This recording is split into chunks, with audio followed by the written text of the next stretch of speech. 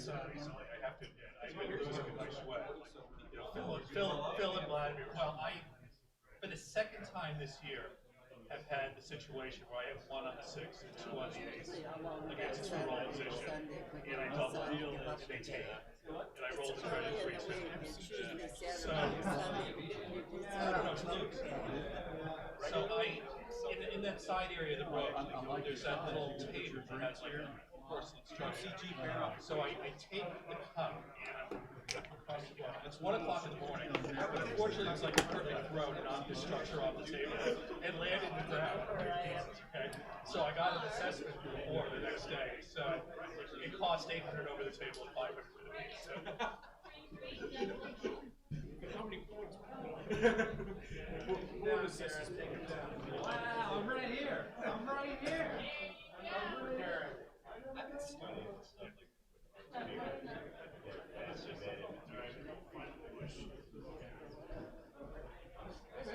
How are you? Terry, am I on the, are we on the sideboard? If I'm not on one of the big screens?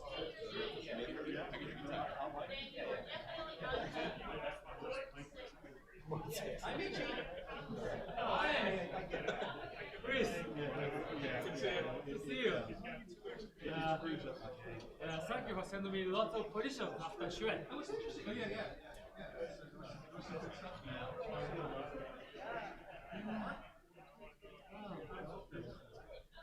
like it's a very strong field. Wow, that's a great number.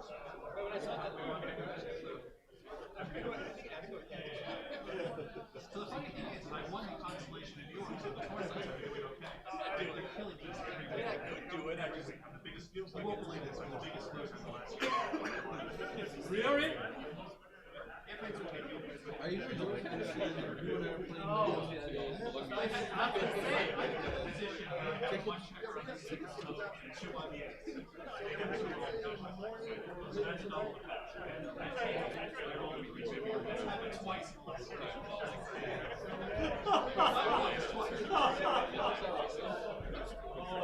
That's painful. Yeah. And one time they were like, oh, I'm going to take your boss. Oh yeah, definitely not. If you beat me,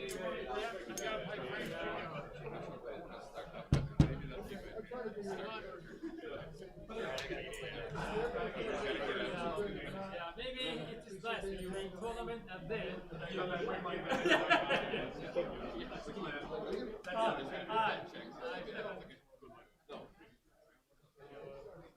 that's been the plan. They like that.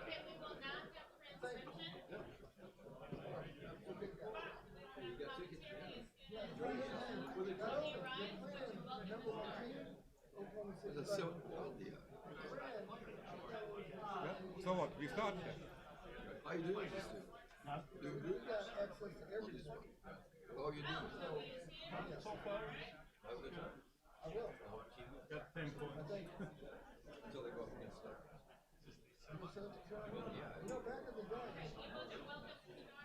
I was working in that last 11th round. Oh my God. Yeah. The match.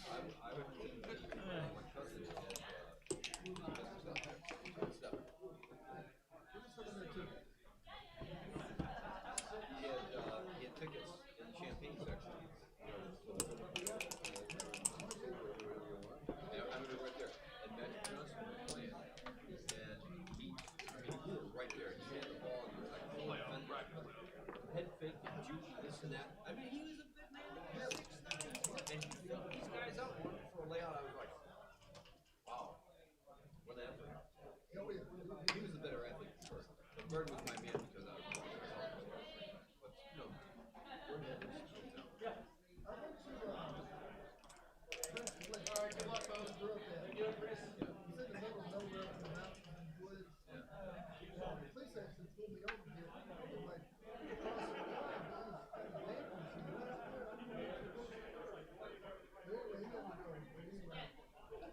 They're going to come. Oh, really? Gentlemen, we are back here.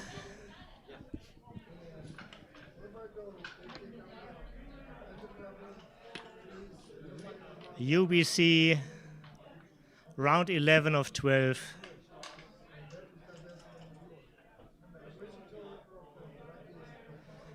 Last two matches without live transcription.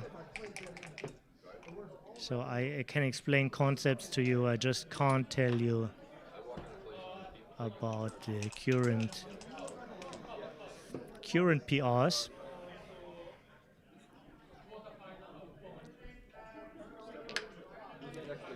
Yeah, the best to do.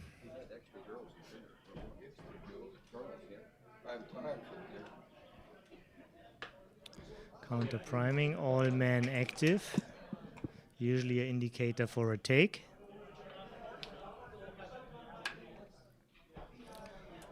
All men active with a good potential structure. Only a point away from a full prime. Take gets even clearer in the process.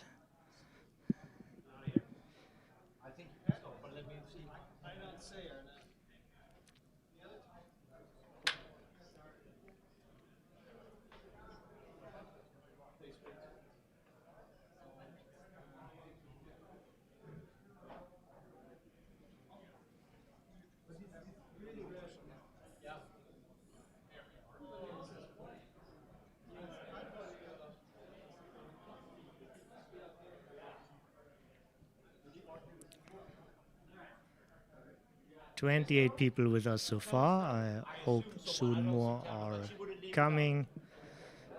If you know people who are interested, please tell them in your chat group or call them up.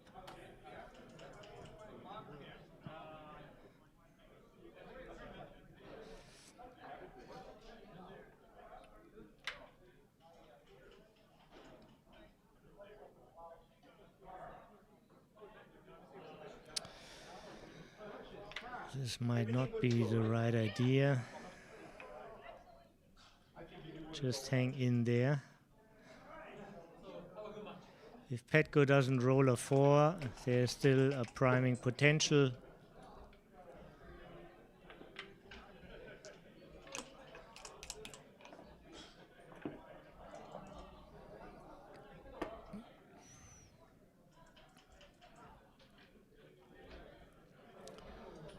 What about the pip count? 2 pips up. 10. Pip count is already history. Hitting action. To make the full prime, well, basically this is not the target anymore.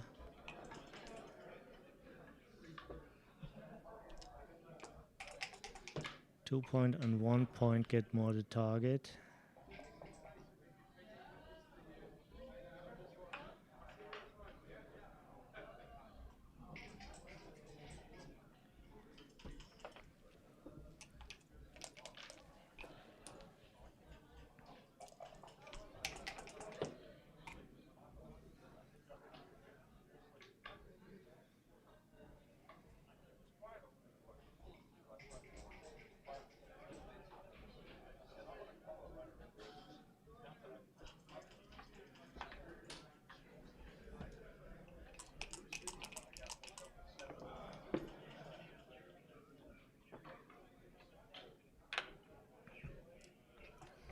Very strong roll.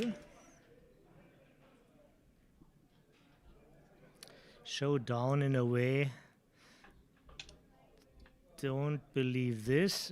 Well, are you sure, Petco? Isn't this a moment where you want to leave the anchor? Busting your own prime. That was surprising to me. Can't be verified here with XG now.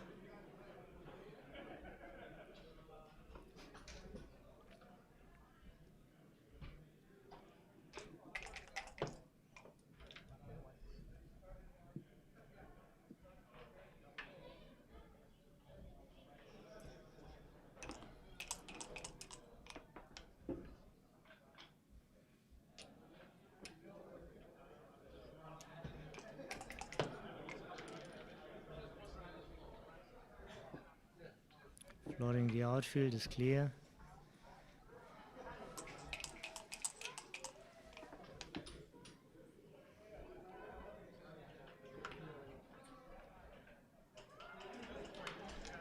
And Kimon is taking over the lead. He's a little bit of faster and might also get a shot. Let's watch the position after the roll. So 2 pips should be exactly. This is black was like a pip ahead. Now it's 9. Now it's 2.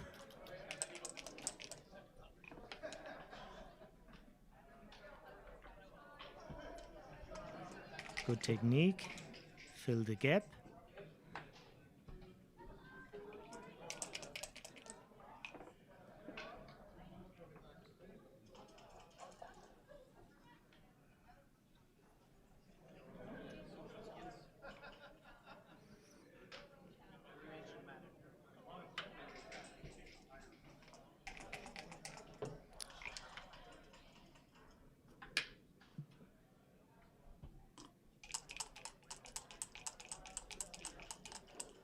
And very easy to count. Black is 3 pips up. Now it's 11. Black is 4 pips up.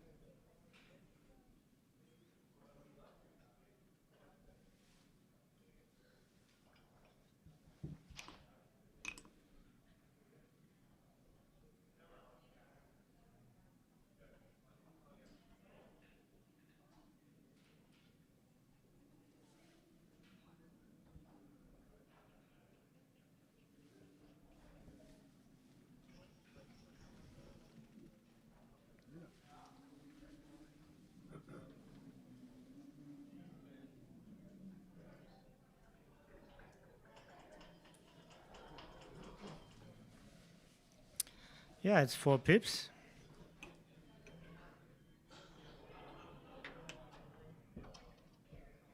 Pretty early, easy take.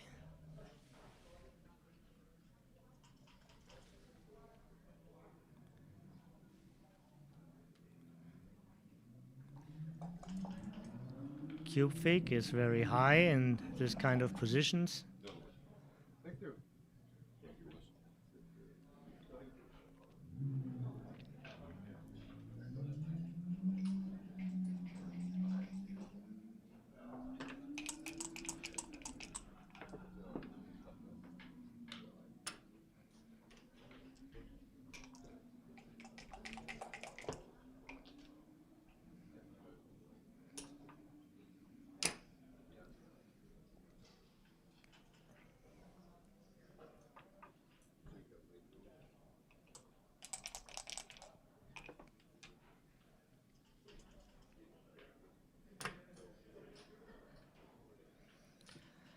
3-1 is also a good choice.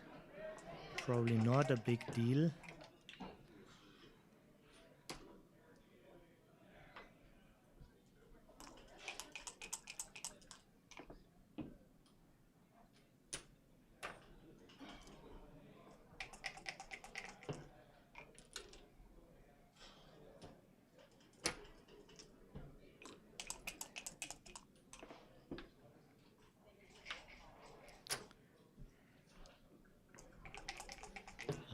Pips now for black, but crossovers getting more relevant.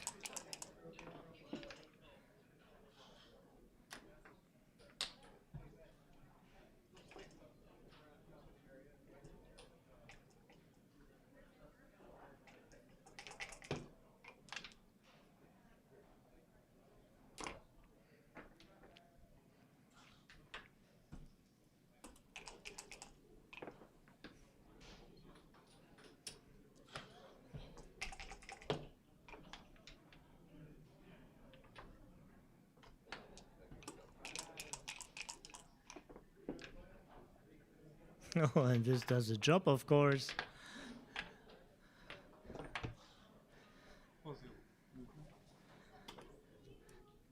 Of course, I have to guess a little bit in the blue, but I think giving up the 8 point could result in a big loss of equity for Petco. And the recube might have been tiny bit early. Other than that, I think both played a pretty good game.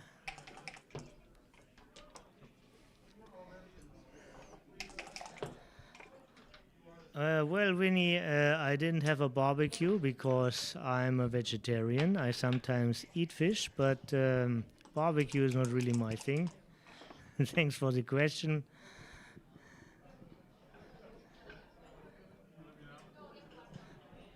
The real reason I'm in Texas for is backgammon and not the food.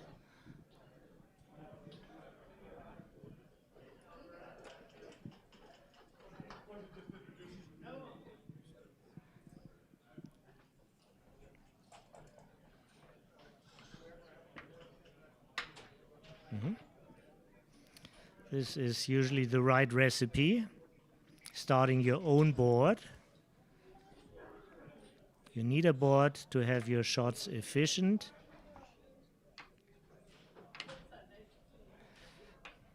This is also an idea. Making points in front of your opponent, usually also good. This looks like a rather easy take. Too much contact.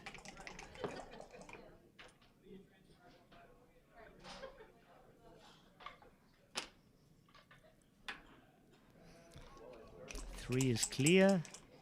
I would have invested some time to think about the 2. Could be actually 2 down, just to advance the position better.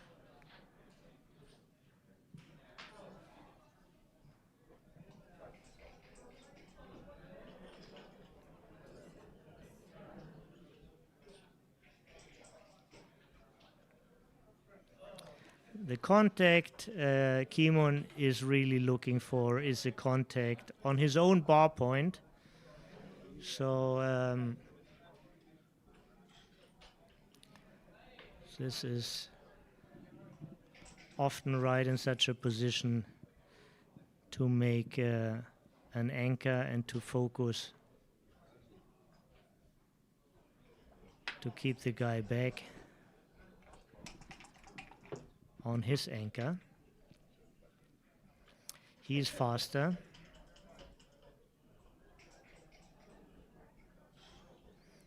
And now it's pretty easy to play for Petco. On the other hand, he also is starting points.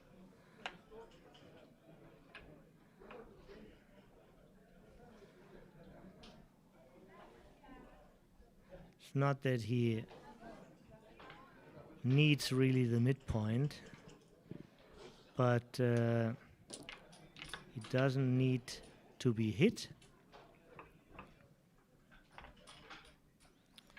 No damage in starting new points in your board.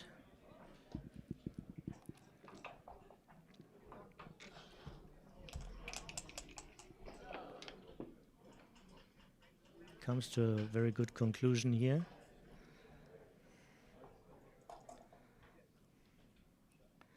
Daphne, nice to see you in the chat. Michi was well featured on stream 1 yesterday. We might see him also in the last match. And if you're a hardcore Michi fan, there is a live stream 2 on the Ace Point channel where you see him playing right now against John O'Hagan. So enough opportunities for all the Michi fans to follow his moves.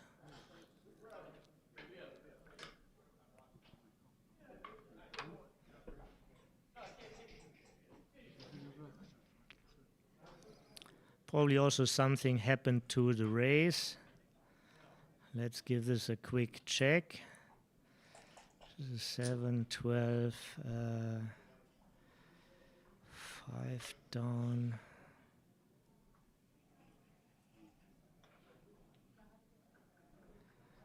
Well, it looks more conceptual to switch from 20 to 10.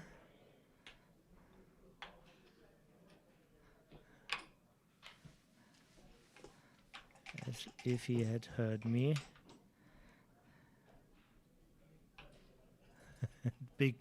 Big swing, of course.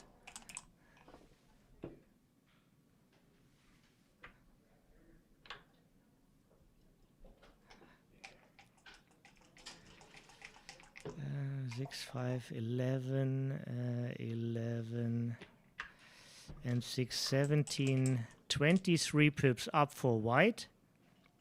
Only 7 after this roll.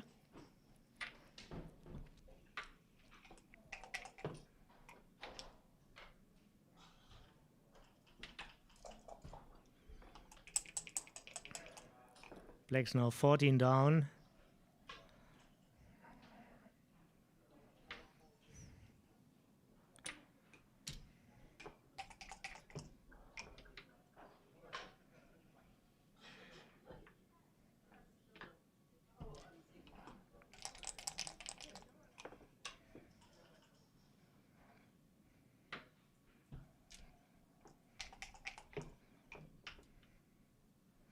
I lost my count, but I think black caught up a little bit. 2 small numbers for white.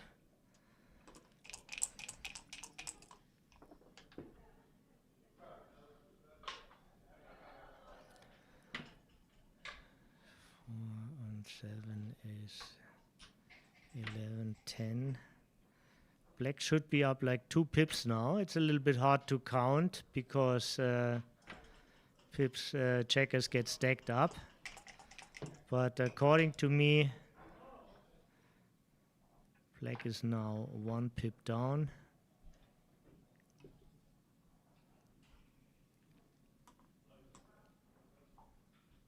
Right, and it's extremely unlikely for Keemon to find a good cube here.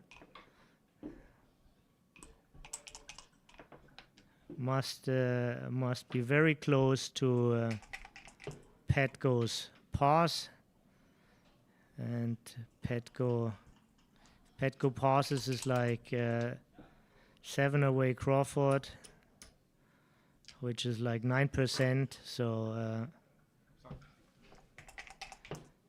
Keemon needs at least 90% to find a cube here.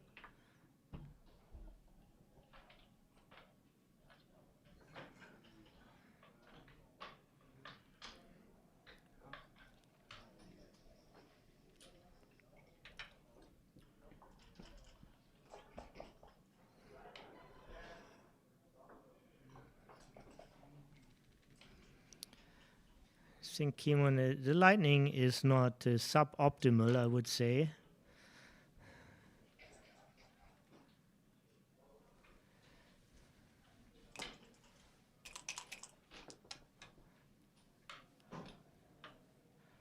Four and 12. Is it possible Keemon is up like 16 pips?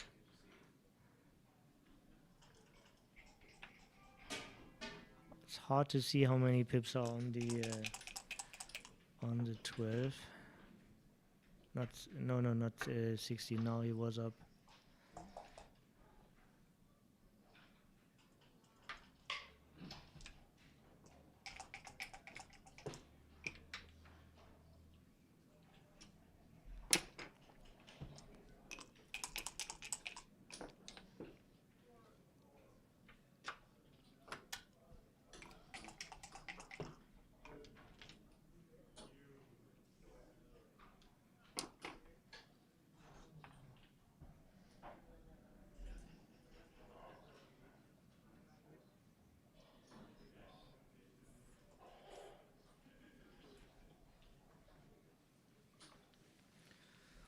Oh, this is nice. Thank you.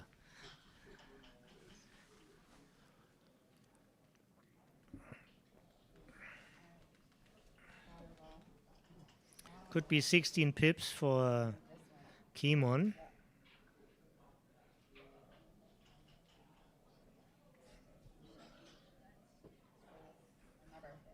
If both have 5 on their 6. Then it should be 16 pips. No, 11, sorry. 11 pips for Kimon. 11. I miscounted the 5, okay.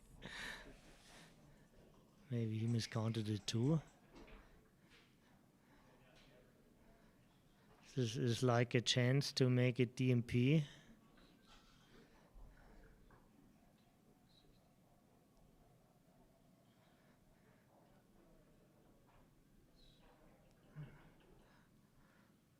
For sure he has more than 10% here.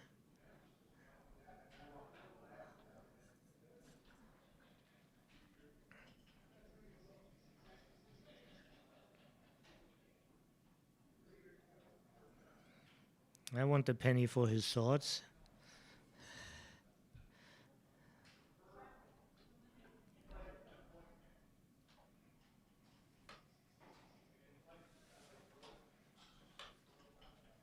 And greetings back to Amsterdam.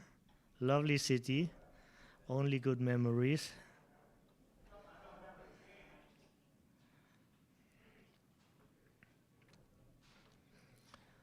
Well, Kimon is playing an extraordinarily tournament so far. Great PRs. But every day like around 700 decisions. In this mass of decisions, always there's a few of them not that brilliant. This is just how this game works. This is no matter what, even Alcatraz or Sinner, they make a double error. They lose their set. This happens in sport.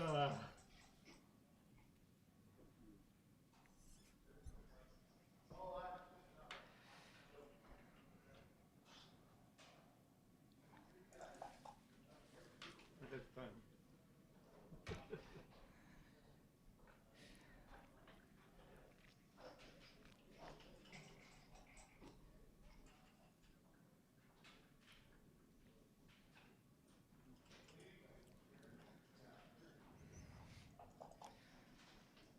I think it's maybe 12, between 12 and 15. I think it should be more than 10. He needs more than 10, yeah? Yeah.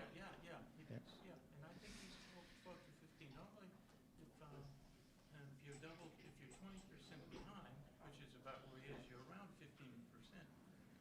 That's a kind of a number that I remember. We know that if you're 10% behind, you're like 25. I think you're around 15%, and I think he's easily got it here.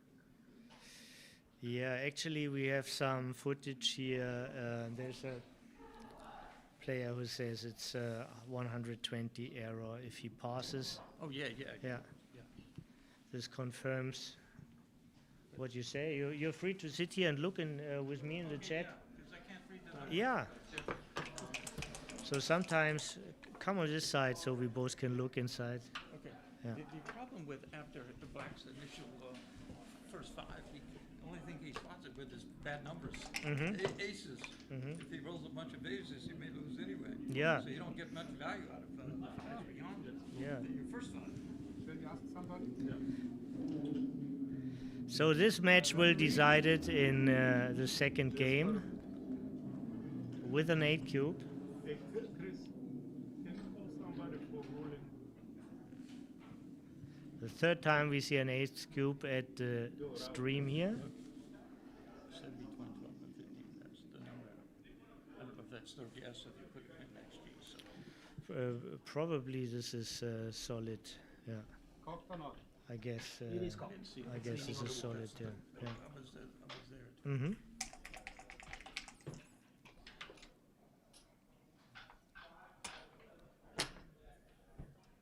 Someone said hi to me. Who was that? I don't know. He's also from Texas. I just don't know his name. Dice Man, yeah. Okay, yeah. Hello, Dice Man. Yeah. Okay. Don't see him Yeah. now, for sure.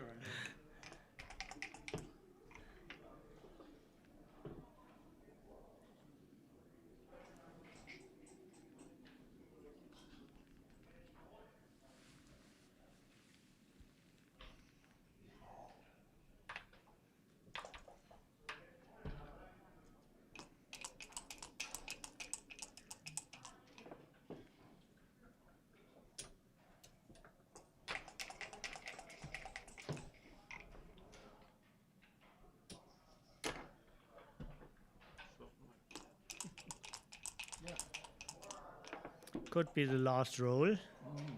And it is the last roll. Oh, not for sure, not for sure, not for sure, right.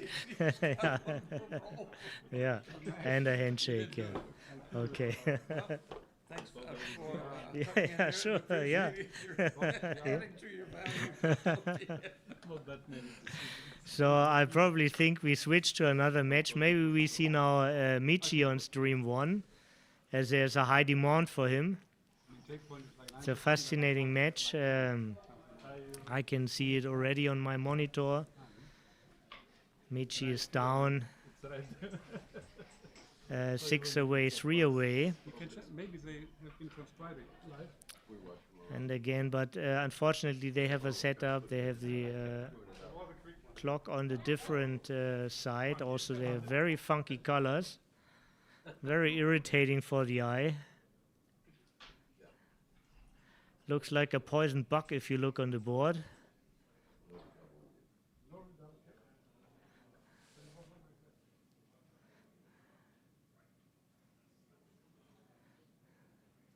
Here it is. Now you can all see what I was talking about. The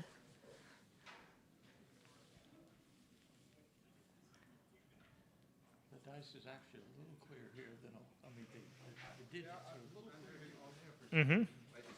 Right, it's a better resolution. Exactly. Yeah. From this angle. It was 50. You had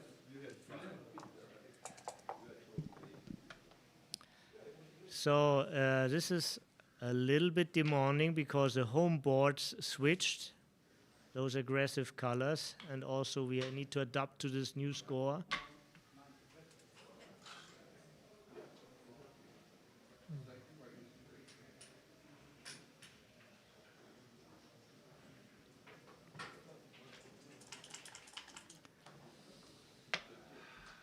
So slotting on both ends versus a 5 prime.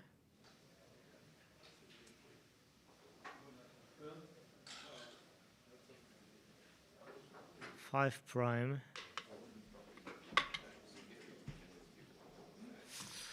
Oh, and he decides for the bold play for the McGrill criteria with the blot in the board. And if this was wrong, it gets punished maximal with a 2-5 double hitter.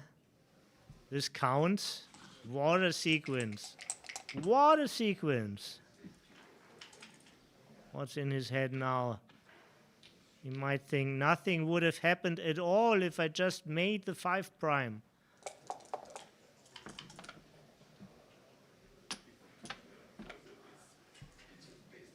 And of course, John wants to play for an undoubled gammon, bringing him to the Crawford game.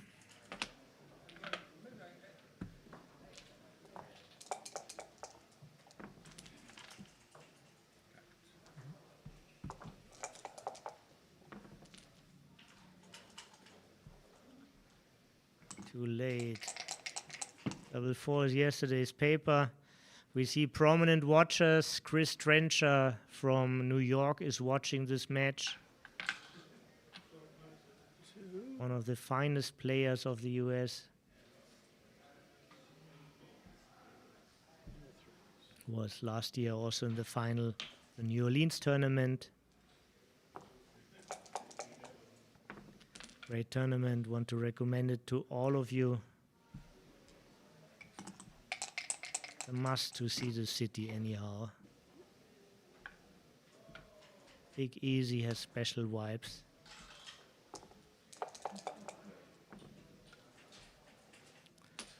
And this is a nice shake.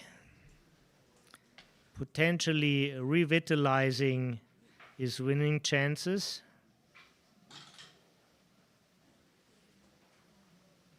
John has like 9 pointing numbers now. Couple of pick and passes. But with the score, it's very hard to reach for the cube. Actually, Michi's clock is running. What is he thinking about? Didn't he just bring 2 men in? Fetko. That was that As you see, Petko is now with us. Petko, you're welcome to sit down. Well, we have some insights here from the chat. We have no XG feed. Yeah. Okay. Okay. And the insights from the chat, it's like it was a very good take. Yeah. Oh, Would have been 120 blunder to pass. Yeah. oh, Yeah. of course. Yeah. This score I need. Yeah. Like, Someone put Yeah. 13%, I said 12 Yeah. to 15. Yeah. I need I like guess. 9%. Yeah, 9 is what you'll need. In that range. The window is 90-91. I figured. Yeah. I double check. Yeah.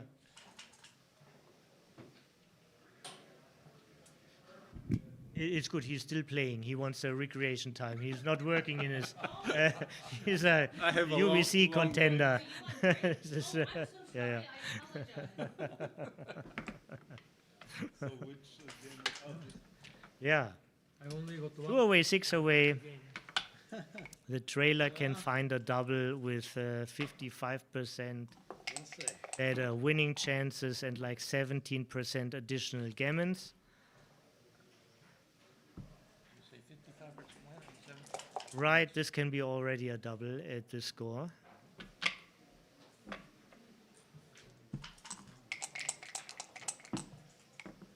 Pretty soon, just one move from the anchor. Now it's no reason, can't really see these 17% gammons materializing.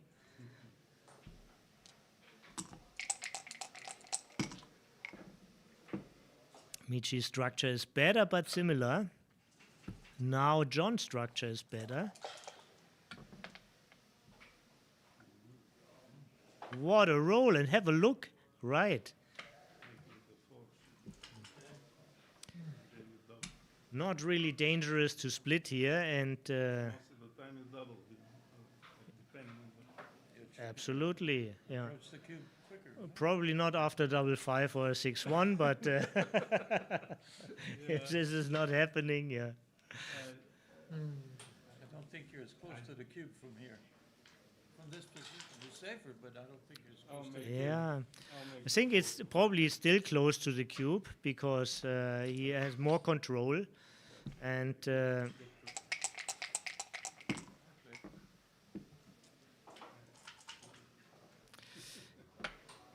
this was already a market loser, but it's hard. He can't play for too good in this position. It's far too far away from too good. Just a simple pass. Don't mind to give the guy another point, right? Being 5 away is not a big benefit for Michi, but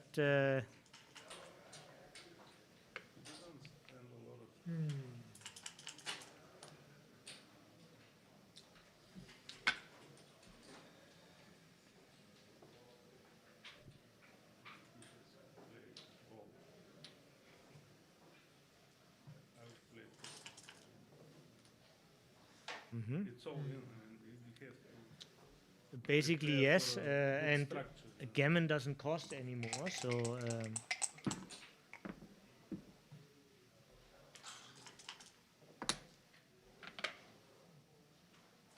interesting. Could be a double hit just to buy yourself more time. Yeah, I was double. It's all in. It buys a lot of time, Yeah, and yeah, exactly. and this is what you need. Oh, there is danger with the roll.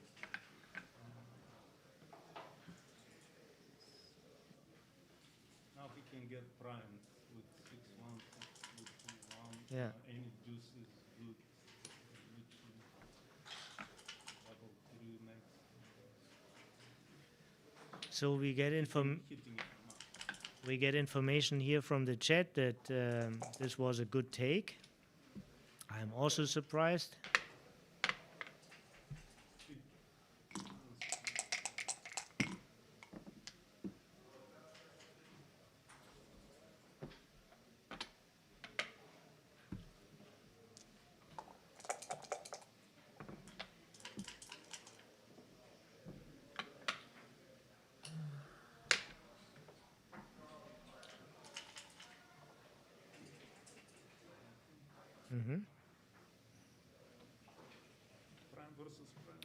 And the aces are duplicated. It's a kind of duplication. Yeah, so that's a good play.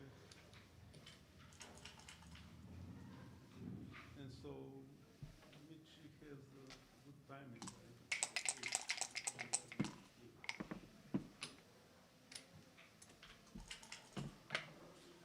So it's prime against prime.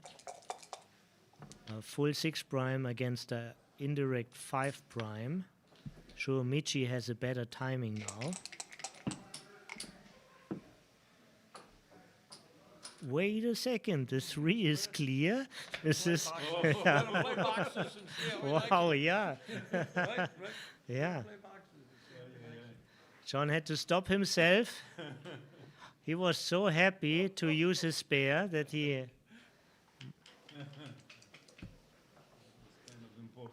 just saw it in time. Okay.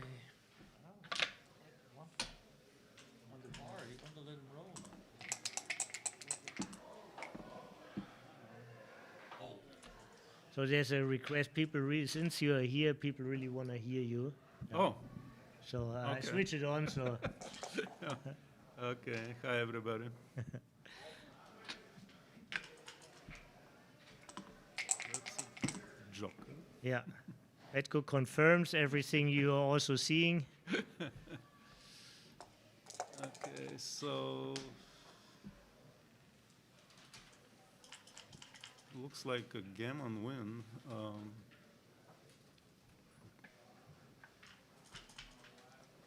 But you never know with this game. You never know. 6-1.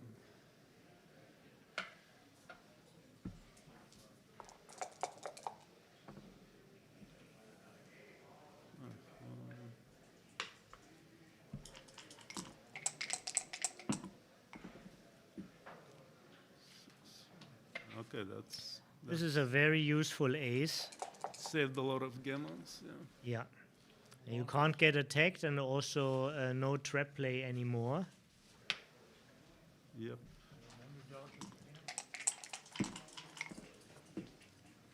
Let's see what happens. There can be some ugly 4s for John, like 5-4 or 6-4 in the next roll.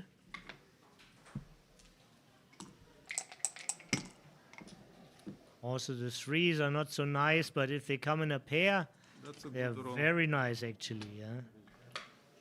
Yeah, so Maybe he still has to try some extended trap play. yeah, if John's board becomes a 2-point board.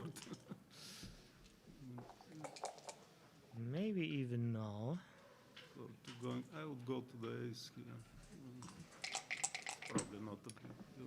Just to have a chance to be able to trap. Yeah, If yeah, there's a- yeah, yeah. yeah.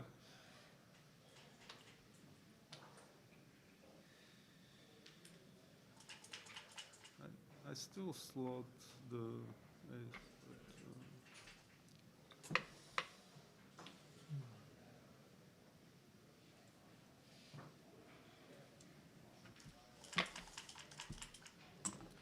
Interesting choice.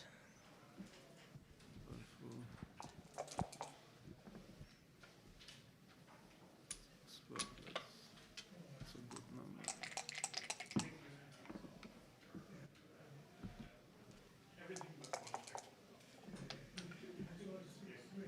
Ooh, beautiful. Double. All in again, right? Now with a different meaning. Double 3, okay, still Gammon's a up lot of again. gammons. Yeah. 6-1, dwarf. As Very a graffle, important to roll a 5 or a 6 now. Oh, absolutely. He rolled both. okay, and 5 4 2. Aggressive bear off against the 2 points, especially in a gammon go position. No, bring it in. Don't risk it. Well, if John takes a while to think, maybe he knows a reference for this. Oh, I'm not sure about this. I'm not sure either, but I have a feeling like John has a good reason for this. Yeah, he may be right. I'm just. This could help a lot to save the gammon, actually. With a roll like double four, for example, he would be still stuck with two checkers on the back. Right, yeah, you're right. So, You're right. But there were also some gammon rolls like exactly, when you get pick attacked and in the pass. board. Yeah, or just get openly attacked while Michi still has a stronger board. Quite a complex position for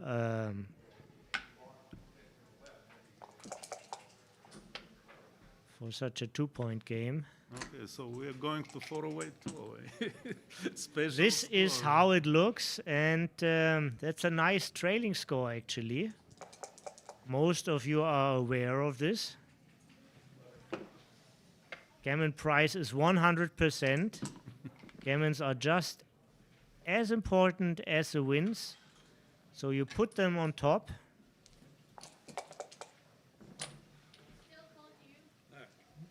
Many no doubles turn into passes at this score. The most expensive thing And- for. Yes, yes. So with 6-2, you slot the 5-point, basically. With 6-2, opening for each 6-2. Yeah, he should slot them. And he knows that.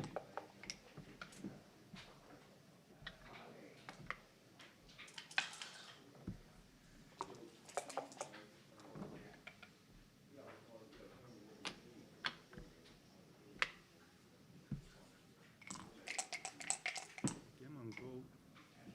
I'm not sure if I think who is.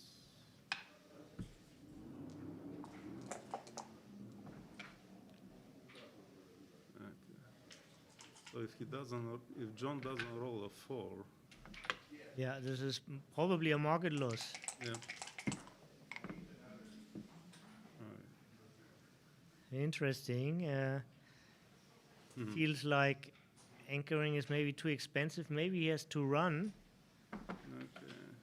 Oh, kind of exotic choice. Easy double. So what's the race? 14, 20. Pass. So John is up at 12. John is down. So this could be a neat little play after he knows he gets doubled and passes anyhow, no matter what. Yeah, just confuse your opponent and maybe make him use some extra time on this.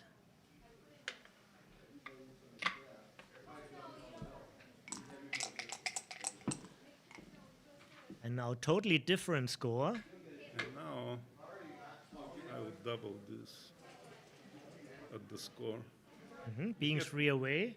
You have to be aggressive. And then, let's see how John plays the 6. But either way, I mean, it's a double in my opinion.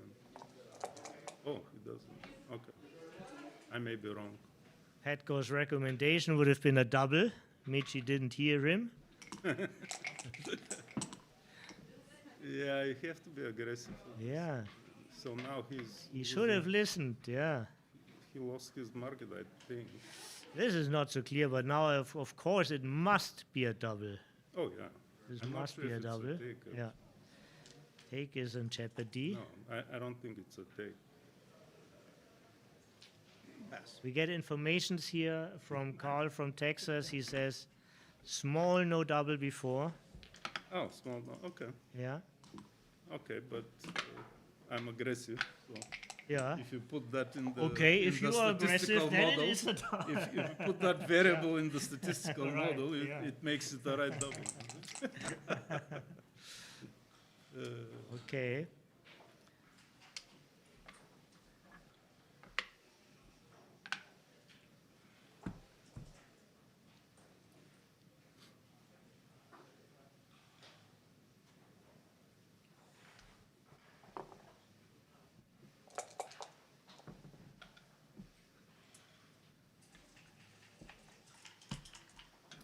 No cue. And this is a special thing about Michi. Michi is not doubling these positions. Okay, 6, 4. And of course, by not doubling, again, you get like extra decisions, which means you get a higher dividend and potentially lower your PR. But it's You- tricky sometimes. It is tricky. Sometimes you make a mistake and your PR gets higher. So you have to be careful with these tricks. Yeah. But should never be afraid of making complicated stuff. All these people who compete here at the UBC, they have a fable for complications. Right, Petko? I agree, Yeah. 100%. You don't mind to do the hard thing. There's no value in doing something easy. Yeah. Exactly. You want to make an accomplishment. And Okay. now, John O'Hagan leads like 32.5% or something like this.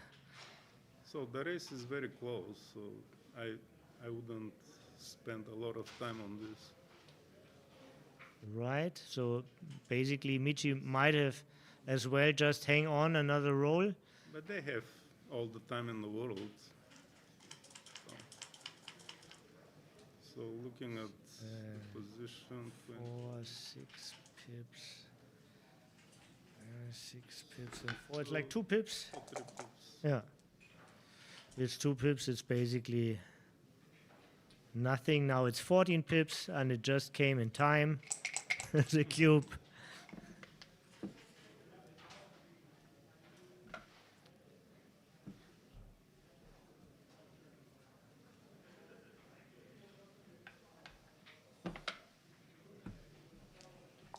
Okay, so it's all about rolling big doubles now. Almost all about. Yeah. In fact, double sixes are not so helpful for Michi. And Michi has good landing spots, so he can even buy Right. some time until he rolls Right, until he 5-4, rolls. 5-3, 4-3. Yeah, if he's not rolling sixes. Yeah. This is Yeah, 5-3, 2 down, what is it? 8, 13, 12. So Michi is up after that. 16.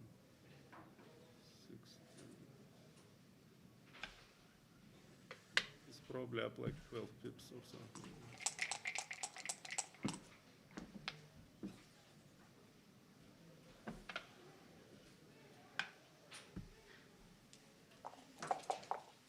It's a simple game from now on,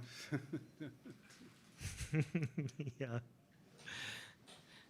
At least there are no complicated decisions anymore. The checker play is rather easy, and there's no more cube.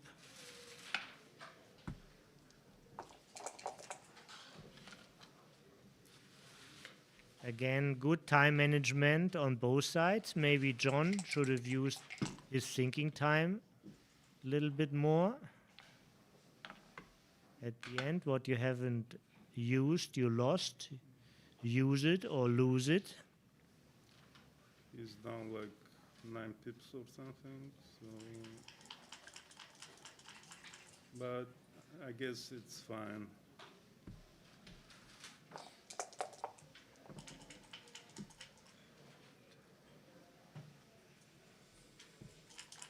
You don't really put pressure on the 18 point by staying there, and you don't put pressure on which is 9 and 8 points. Is it like 12 or 13 now? No, I just lost the count again while Michi was covering the board with his hand. Of course, he can do whatever he wants. He's the player.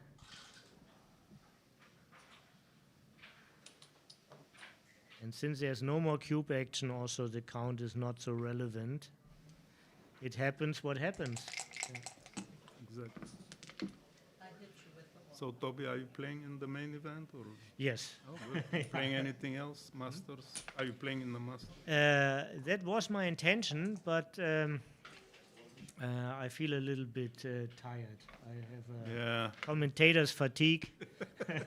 Maybe I need a day of rest. You deserve some break, yeah. Yeah. Everybody deserves a break.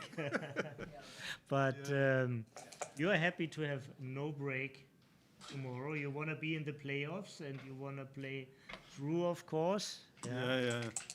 We already played 11 matches. Yeah. It's a good warm-up for the main event. This is not a warm-up. This is a use-up. Yeah. I mean, it's so big exhausting. grind. It's very exhausting because you also play for PR, not just to win. Exactly. And it's just exhausting. And you also play with a lot of criticism because everybody comes to you probably with a good idea or suggestion. And Yeah, you're all right. your friends are coming up and tell you things you already know. Yeah. Mhm. Oh. Need a strong personality to be a competitor here. Oh, yeah. Strong and confident. Which is rolling like I was rolling in my last game. 2-1, 3-1. Oh, and it's not over. Look. John is capable of the same thing. I played 2 down. Yeah, 2 of the 6. You have to fill that gap. It's kind of important.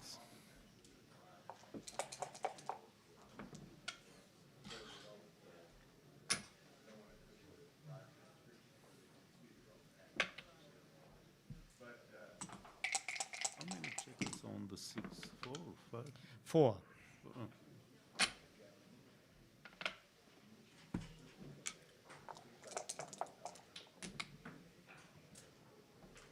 That may help a little. Absolutely. 10 pips is always nice. What's your thought about this color scheme?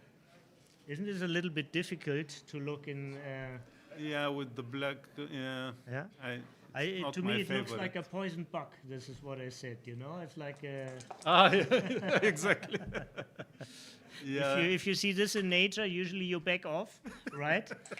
So Not my favorite color. this can't be good for human perception.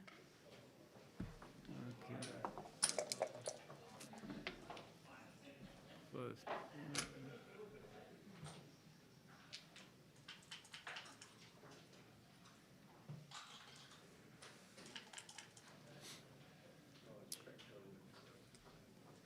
Maybe.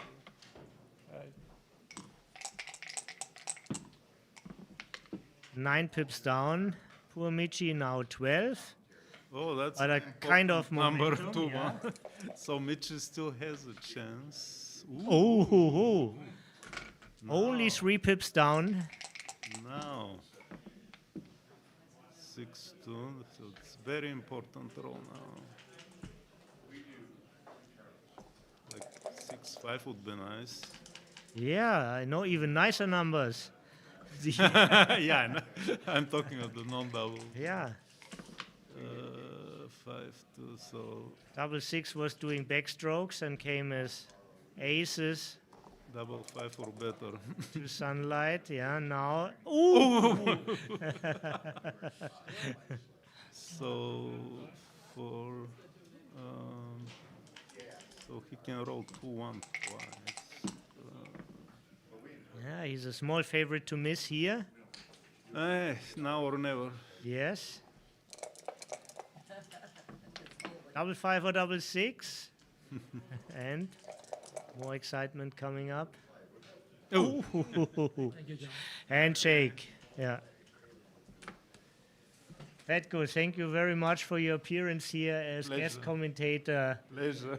in your rare break time. Thank you for your hard work. Yeah. It's not an easy job, you know. No, but I like to do it. Thank you. Good luck for the rest.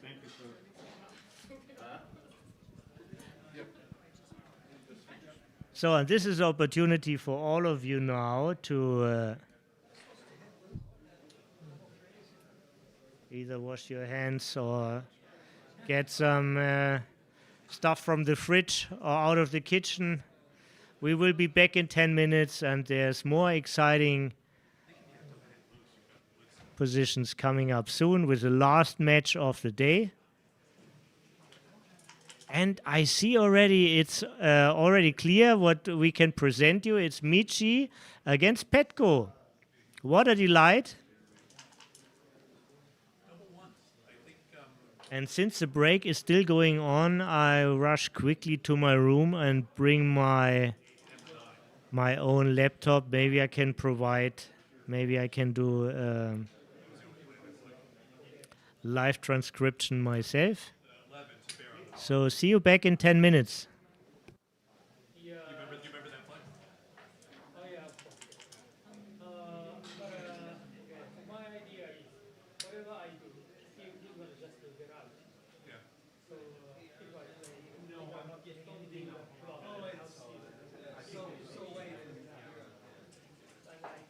But if he comes out, you've got the 2 points out there, so he's coming out to a double shot. but to another. No, I'm saying you have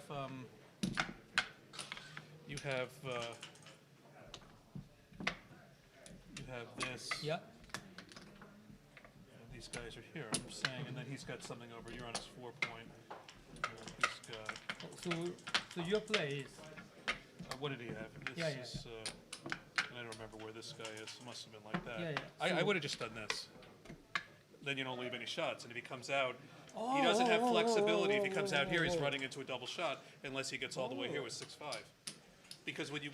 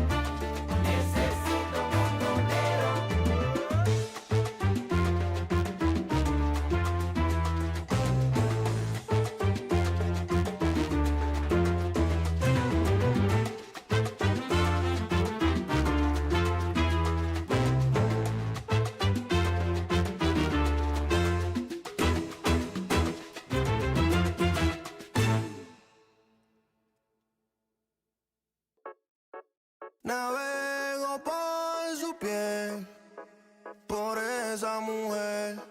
Voy a ser fiel, voy a ser fiel. Por esa mujer, te juro que voy a ser fiel, voy a ser fiel.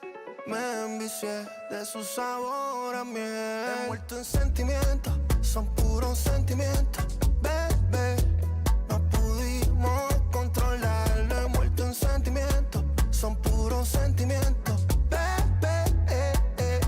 Fue puro placer y volver a tocarnos en el sitio donde te encontré. No pudimos controlarlo, envuelto en sentimientos, son puros sentimientos, bebé. Como tú no hay otra. Vente, vamos de viaje, ya no estás sola. Pate y masaje, yo amo tu popola. Mi cholo en el traje, porque no te fajes. No es aguaje, yo sigo sonriendo como colgate.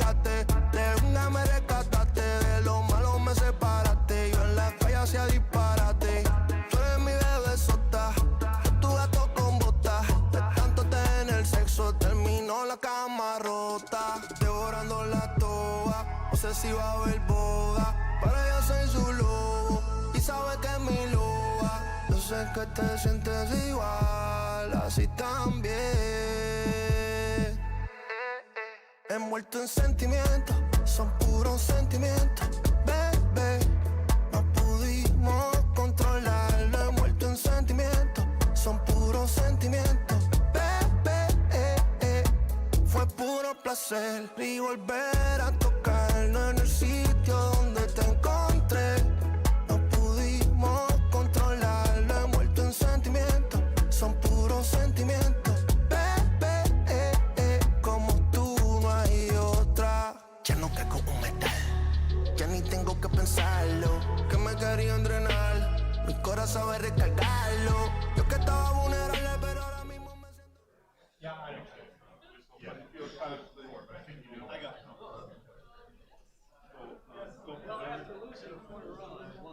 Oh, well, congratulations. After what? headphone last night. He was having a tough time. What? Change? He started smiling again. Right. I know how that goes. I lost my first two. So what do you have done to?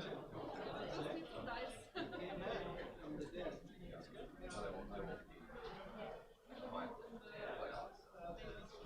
I missed a little commentary.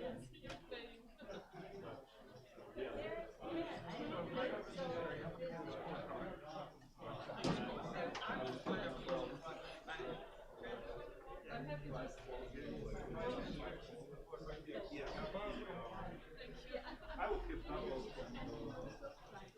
So remember, you're all 106. Yeah. You came down 57. I will keep that.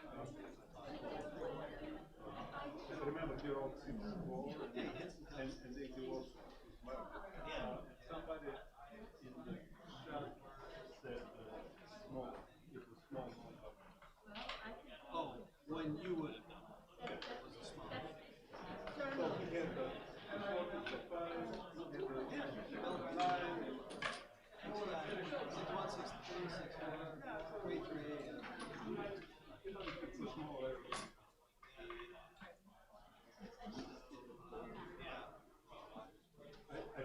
I feel good when I see positions like that, especially at special sports.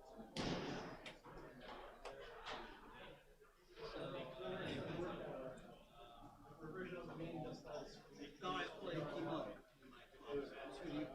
I can meet you again. In a million years.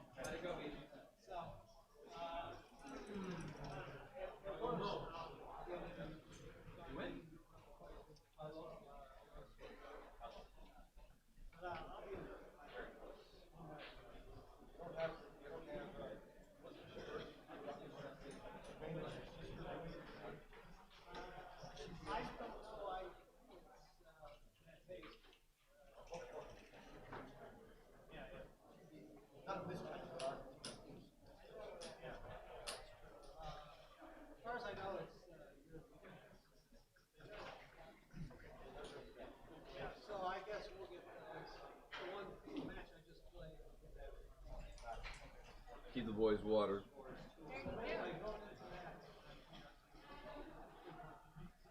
Everything's working, huh? So far, You got the. nothing's exploded yet. Yeah. It's really grown. Yeah. Oh, you mean like the amount of stuff? Yeah. Last year was a little bad. Yeah. How many places is there in a year? One wins and losses. Five. Dubai, two different Dubais, like within 60 days. That was kind of weird. And Monte Carlo.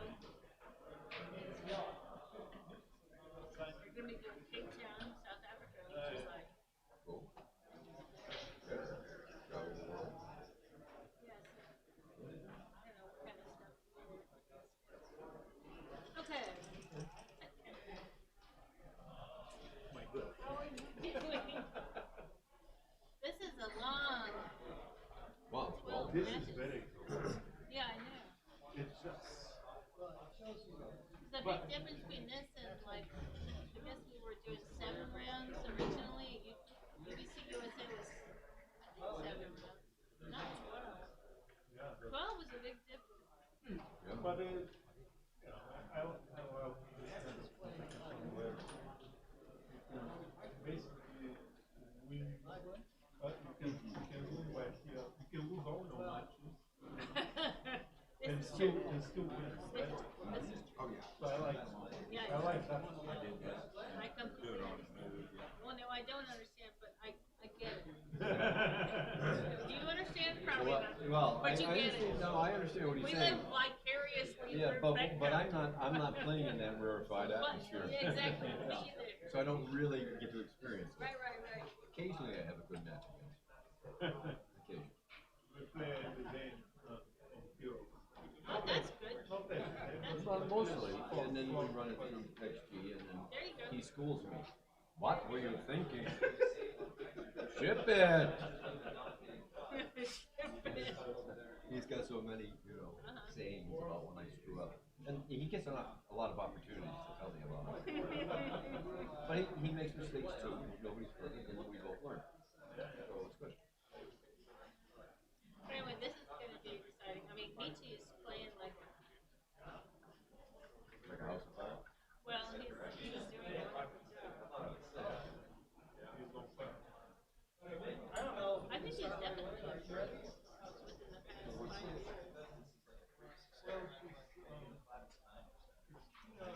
years. Oh, did it really? Okay. It's like 3 points, 3 4. Alright, do you want us to start? Yeah. I mean, it's ready to go, or do we need to? No, there's no reason for you to wait.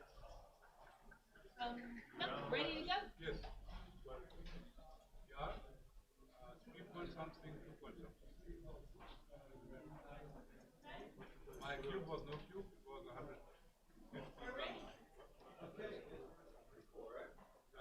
You did not leave 4-2. You did not leave from the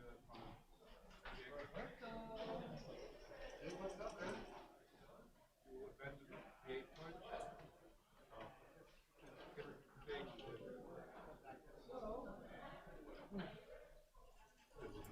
Not many decisions.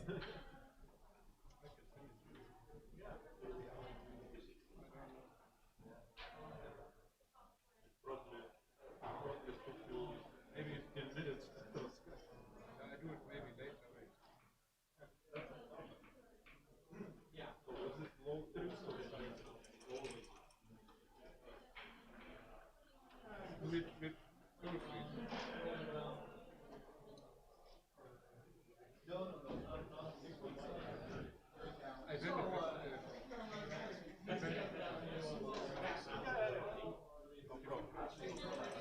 Oh, yeah. A little bit better?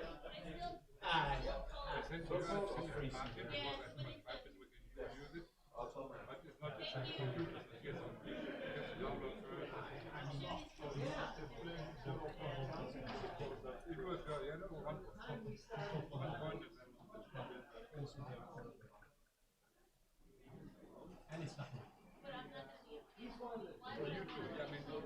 be.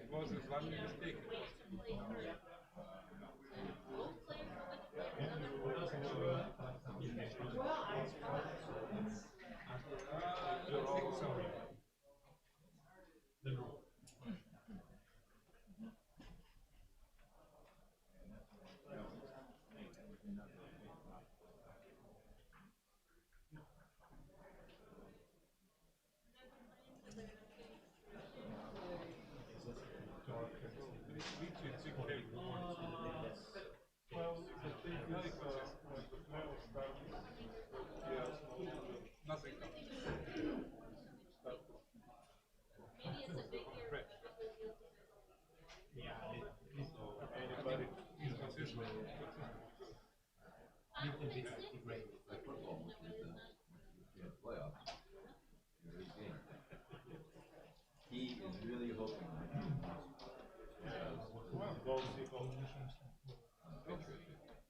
So what's your losing. He's been losing. Yeah. He's been losing.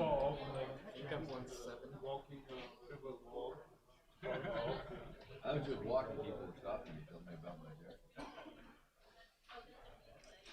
I can't tell you how many videos I enjoyed it. Well, I mean, When he was betting against Tom Brady. Since Brady retired. But it's good to see my son back there. He'll be rooting against him. We have a lot of fun. Where are you from?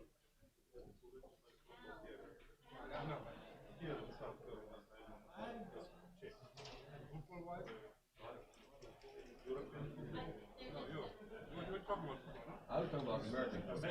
Yes. So what's your team?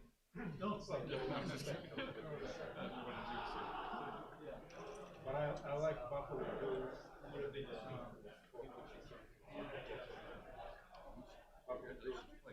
You follow them? Yeah, but last 2-3 matches, I wish maybe not so good.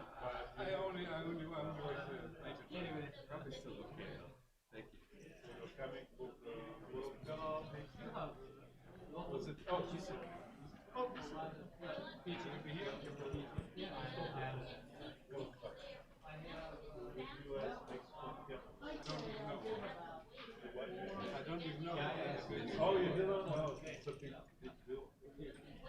It is more popular globally than American football. Oh, it's the most popular Yeah, sport in the world. And the fans are coming in. Sure, many people are cheering for the local hero, Petko Kostadinov, one of the nicest persons in the world of backgammon. Same goes for Michihito Kageyama, great author of books.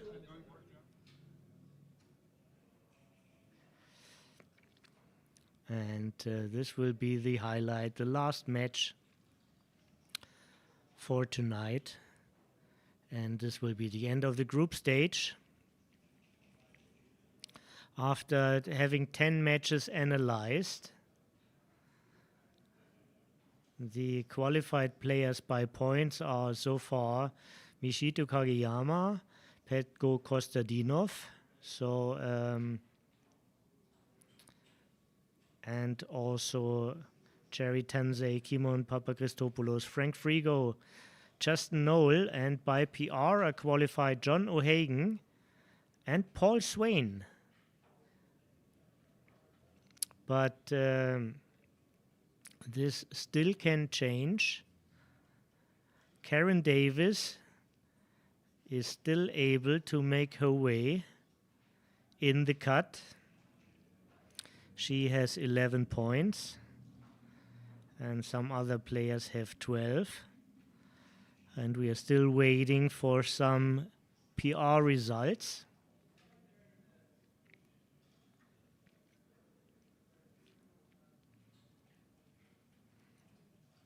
Friendly chat going on here between Steve Blanchett, good friend of Petko, and Kimon, who is standing with them.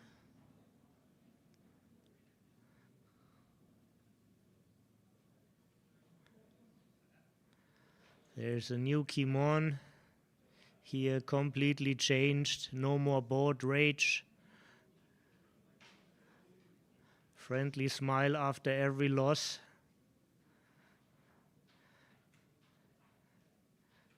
Backgammon has been a tool for many to sharpen their personalities, and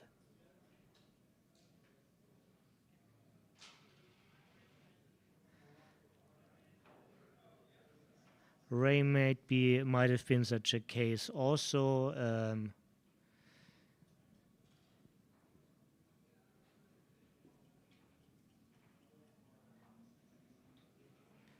He was way more emotional and maybe also a little bit louder a couple of years and decades ago.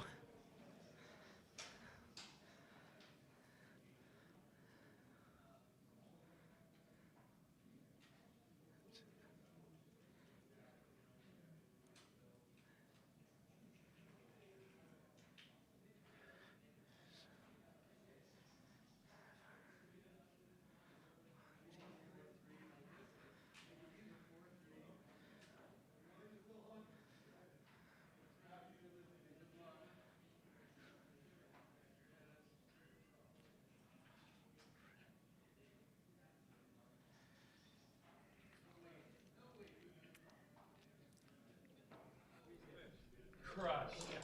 I let him when he's getting crushed by Neil Gabriel. I also have crushed by Neil. And haven't even explained why. Hard work, Michi, hard work. 12. Two excellent players. Yeah, but Like a boxing match. yeah. And Tomorrow is busier. Oh, is it? Oh. Petko, if I see it right, has at the moment That's crazy, But the if you- third if you best don't PR in the qualify, event. You don't need to play. man. I hope to qualify. 3.47. Yeah. Michihito plays so far in his own league with a 2.68. Have a good match.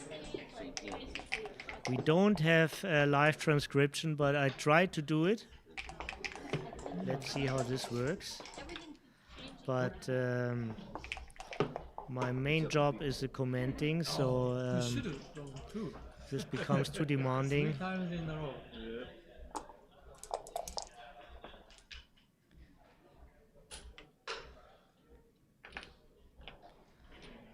So far, of course, all is easy.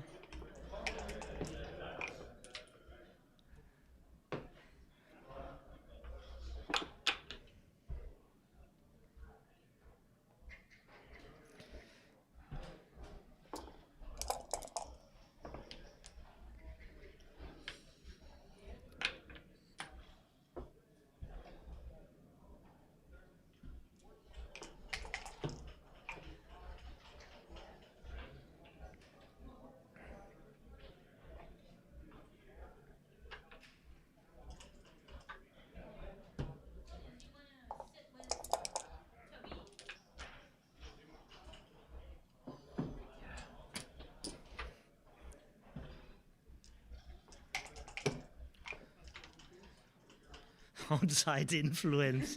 What is this? You want outside influence? No, please, no outside influence. You're funny. Matt is here with us. He is very appreciated always. Yes. Outside influence. We go for it. Is your phone? Okay. Hello. Welcome to San Antonio. How far, how close should I be? Here? Okay. All right, cool. So, fill me in. Okay, you're doing the moves. Yeah, so basically, since this is official criteria in this event, it's important to keep track. Yeah. And we saw the first bigger mistake with the 6-2 running was right. Mm-hmm. Okay. Making the 5 makes some sense. And now 2-1. Hit the blot. Right, but this is dangerous Right. business. Could also play 9-7-6-5. You could also play 8-7-6-4. Oh yeah. You could play 8-7-6-4. And this is a bot's favorite. Mm-hmm.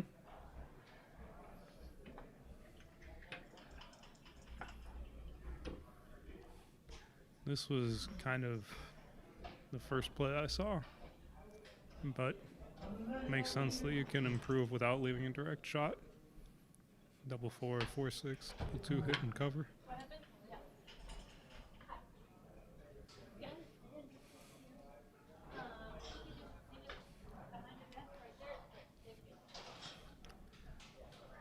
Given that you're outboarded, you don't want to break the anchor to hit. This makes a lot of sense. Also because you're up in the race. Yeah. You get builders to make the 5. You also have builders to make the 3. Builders to make the ace. So. And you can also attack, by the way. Right. Yeah. All options are alive. Right.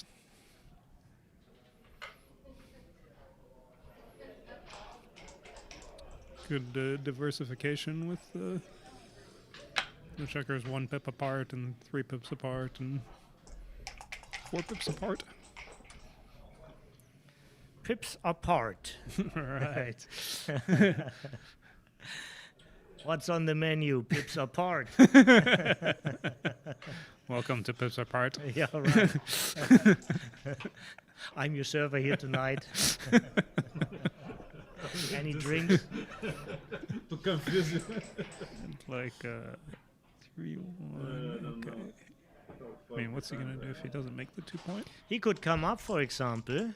Yeah, but I think I don't know. Is it coming up? Coming up is a good choice, but making the 2-point is a good choice either. They're both pretty close. Mm-hmm. Yeah. Coming up would have been a favorite for the bot. Okay. Yeah, it's a tough play. I mean, you by coming up, you give him some bad rolls that can't hit you and have to play behind you. But normally, if I can make an inner-board point instead of playing with a blot there, that's like a strong sign. So this would have played much less effectively for Michi if Pekko had come up, because he wouldn't be able to make the 5-point. Exactly. Wouldn't be able to hit loose. This is one of the bad rolls, but at least he would have. At least this way, he covered the blot in his board. Mm-hmm. Yeah. Board size, board strength is a big criteria. So he dances after making the ace. So now it's looking pretty good. And Michi does double. Makes sense. Pekko has a stronger board, but there's another blot loose. And race is a relevant factor too. 13 men in the zone. That's a lot of men. One more than he needs. He gets a man extra. Yeah. I think I would pass. And not to miss that he is also 18 pips up. Mm-hmm. Pretty good diversification of numbers, and Pekko does pass.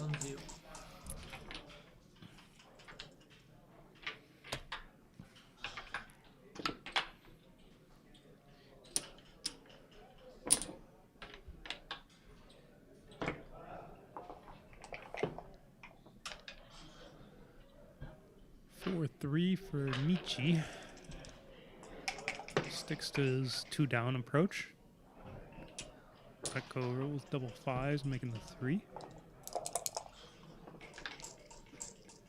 And now 6-5. You don't want to run once your opponent rolls double 5s. You want to just build. Right. Choose the right contest. Right. When it's on you to pick it.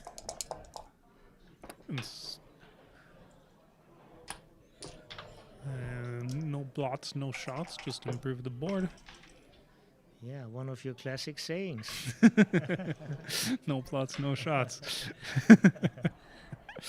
This is the best way not to get hit. Right. Don't leave a shot. Yeah.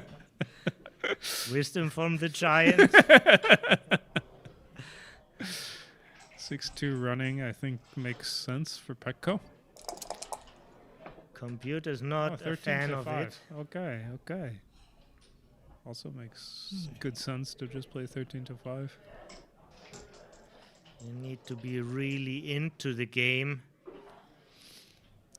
to measure this. Just by a superficial look over it, it's hard to see. Yeah. But What actually, makes it so much superior. well, no blots, no shots. Right. I mean, As we just even said. though Pekko rolled double fives, he's not actually winning the race. So Mhm.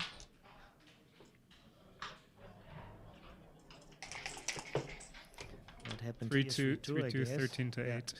For 4-1, it wouldn't be, didn't look right. Yeah. But in fact, this was a hit. Yeah, makes sense. I mean, that's part of the reason why Pekko didn't want to run with 6-2 is he could get blitzed. Mm-hmm. But obviously, it must be right to run if you don't get, if you know you get missed. Right. If you get missed even when you get hit. Right. But he would have hit with a 4. So Pekko doubles.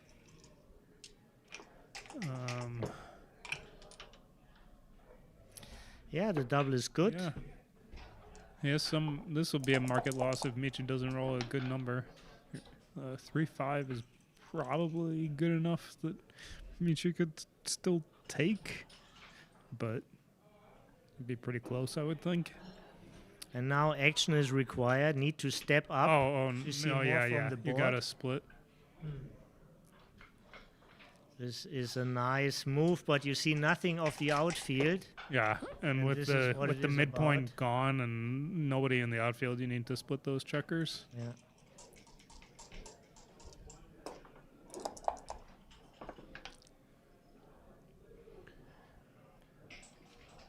It's only gonna get more and more dangerous. So Nevertheless, it's right what he does now. yeah, Same principle, but now it's understood. yeah. I mean, it got much better for him actually, in that he made a 4-point board, and Pekko Yeah. couldn't actually do anything with his roll. Right, it didn't brought more threats. Right. Didn't bring more threats.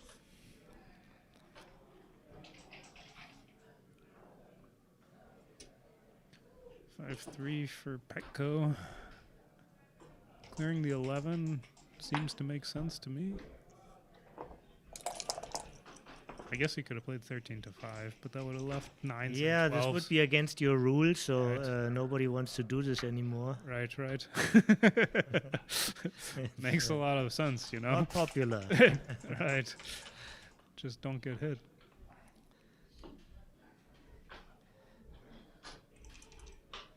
And He played 8 to 3 and 9 to 5.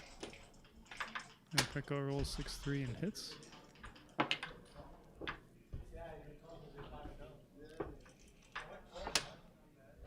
And I assume he hits. Yeah, okay.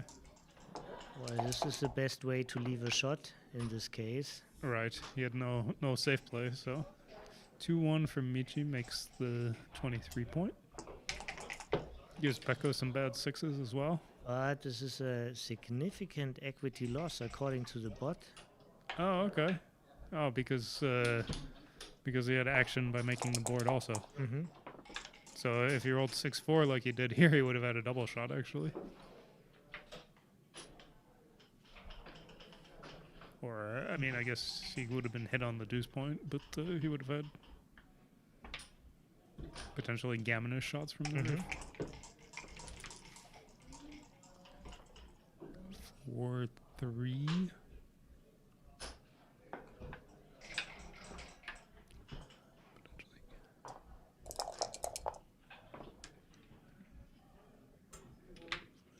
Three. So far, both of them are away from brilliance. What about running? Is that crazy? Was this a 2-3 or 4-1? Was it 6-5? 6-5. Yeah. 6-5, and then and now 5-2. 6-5 was like a massive swing on not running with the 5-3. I mean, would have been a double shot basically. Instead, it's nothing. Yeah, in general, we can say there's a sort of fatigue now after 11 matches and 2 days. Yeah. 12 hours of playing. Yeah, it's tough.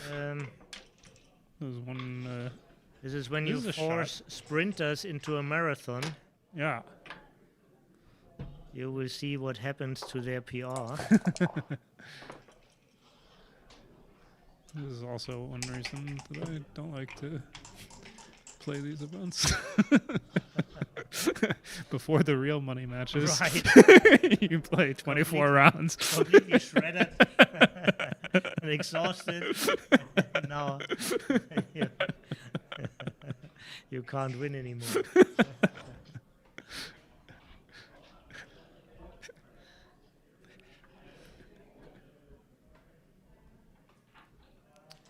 Okay. So, ace hits the second checker, and now there's real potential for a gammon. That goes in underdog to win one. 4-1, pretty good roll. I assume you take 2 men off here. This Even- is even both very though- close by. Okay, okay. What does... It's like basically nothing in it. One game win, the safer one wins more games, and the other wins more gammons. Sure, and sure, right. I mean, if he doesn't have a closed board, then you almost always take 2 off, but with the closed board, it's just enough to make it like an even trade.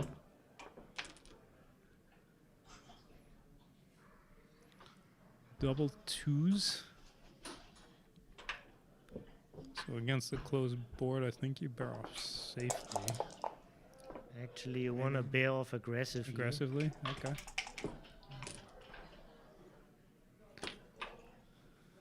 Usually I do, but usually I do bear off aggressively, but closed board is like really dangerous. But even so, you know. Yeah, you still get paid for the gammon. Right, right. That was my thinking on the 4-1.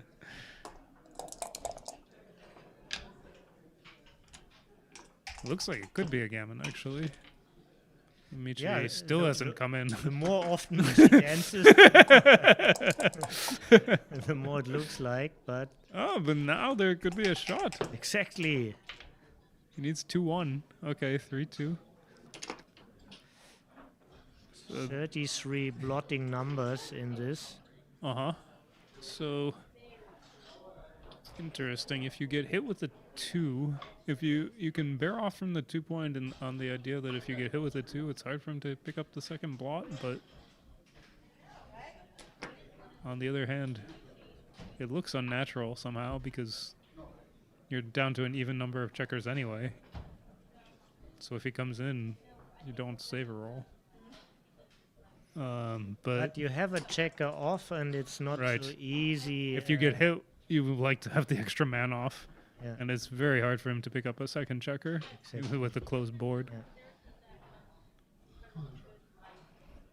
If you had, you know, maybe a 6 prime stretching back into the outfield, then it would probably be more dangerous to play 2 off because he could pick up the second checker. And this is one of the cases where the extra man off wins more games, but loses more gammons. Uh-huh. I mean, doesn't win more gammons. Right, right.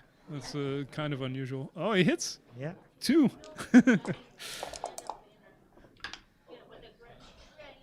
It's very hard to get a second checker, but I guess once you reach the bear off, you can bear off somewhat aggressively. Mm-hmm.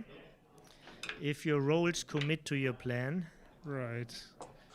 Very hard to force the plan on the rolls. Right. So if you take a checker off the ace point and he rolls double 1s, that exposes a I suppose as a blot, or if he had taken a checker off the 5 and he rolled 5. Now maybe with a 3-2, for example, he could maybe do such a trap. Right.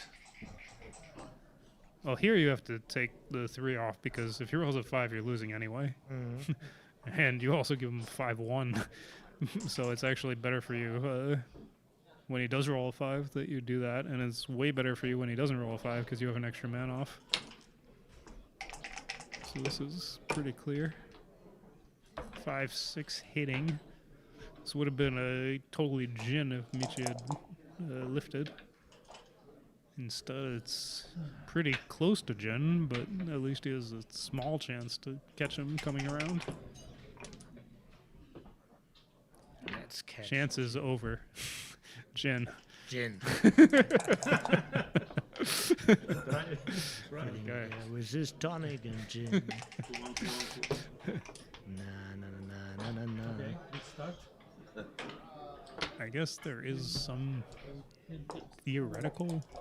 Yeah, it doesn't hurt you to Right. roll. You might get credit. Right, you get more PR-wise. decisions.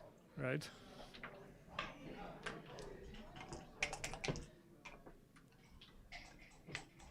Okay. Gin There's for real. no benefit in early surrender.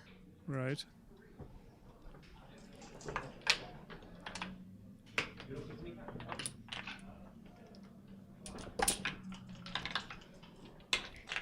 And after 2 games, we see how exhausted the players are. And so far, Petko outplays Michi. Oh, wow. This should be like Michi's worst match in this event so far. Mhm. Right now, he's at a 5.7.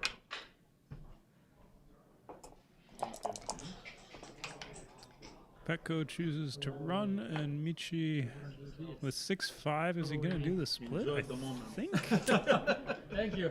Thank you. I'm not Gunter. sure. I think you're so right, kind. but it must be close. You run. Yeah, makes sense. I think it should be close though. Mm-hmm. Petko's There it is. 5-3. Michi brings 2 guys down, unstacking his and double 5s for Petko, starting a blitz. If Michi doesn't come in, I guess it's double pass even at the score.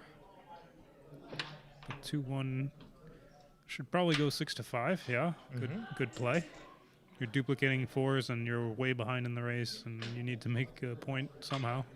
Plus the checker on the 11 also inclines you to go 6-5. You have a good way to cover, and Nevertheless, this is a double already. yeah, it's a good position. I mean, you're leading in the match, but you have a really strong blitz. Although 2-1 and double 3 is gonna. Petko's very happy it didn't double now. Petko is happy anyway. What about making the 3-point? Make the 3 13-10. He might have heard you. Stop shouting. Okay. You can make the 5-point with this rule. Petko went after his last match here to the microphone and helped me with the commentary. Uh-huh. With another match which we just showed in between, and then now Nice. he's multitasking. Nothing is too hard for him. Great Bulgarian multitasker. Yeah.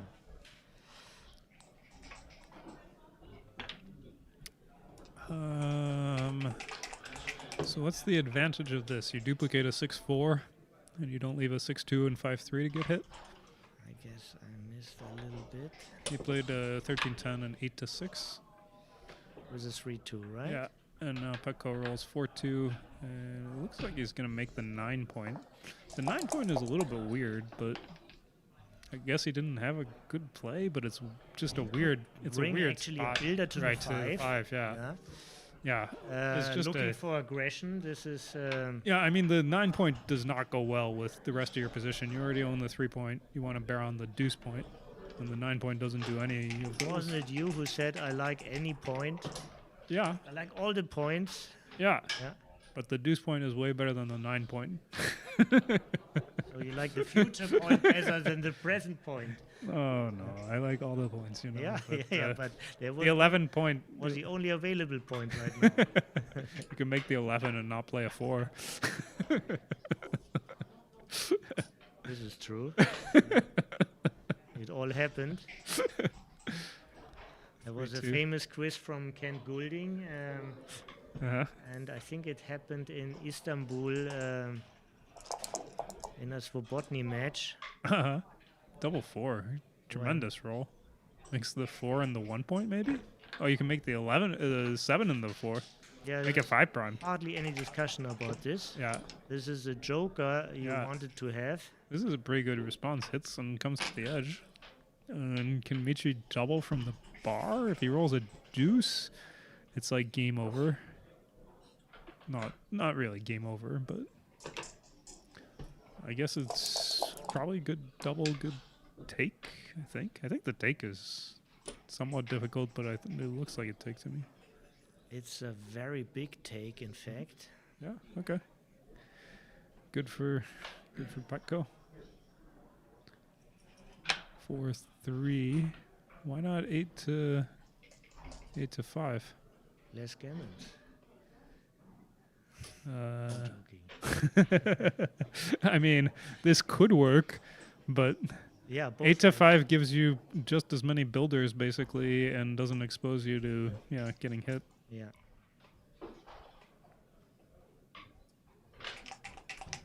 Petco, if he rolls double 6, he will have lost his market, but that's about it.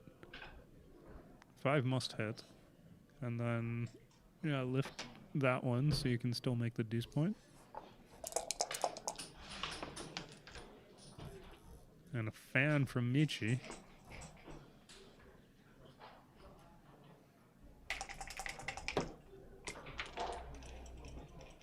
$5-1. Also a good roll. Covers. This is the only 5 that makes sense, I think. Although there is gammon jeopardy. Wrong 4.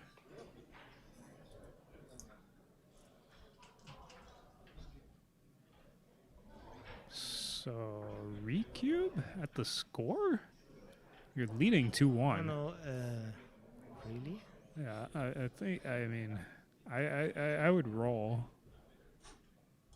I think at an even score, certainly if you're trailing in the match. For me, I would roll here, but Petco is redoubling. It's not far off. Mm-hmm. It is a redouble. Mm-hmm. Yeah, it makes, I mean, I thought perhaps with the 2-1 lead and redoubling to 4, maybe you would want to be more conservative, but even so, it's just a strong position.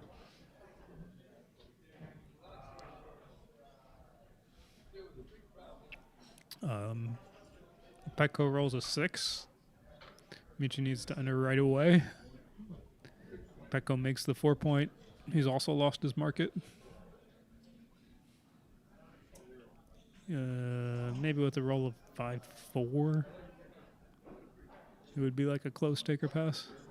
Maybe also a small consideration that the 4 points are more valuable for Petco than for Michi. Because it brings him to the Crawford score. Yeah, if it's a bear off, then if it's a straight race, then the recube is more effective for Petco than for Michi.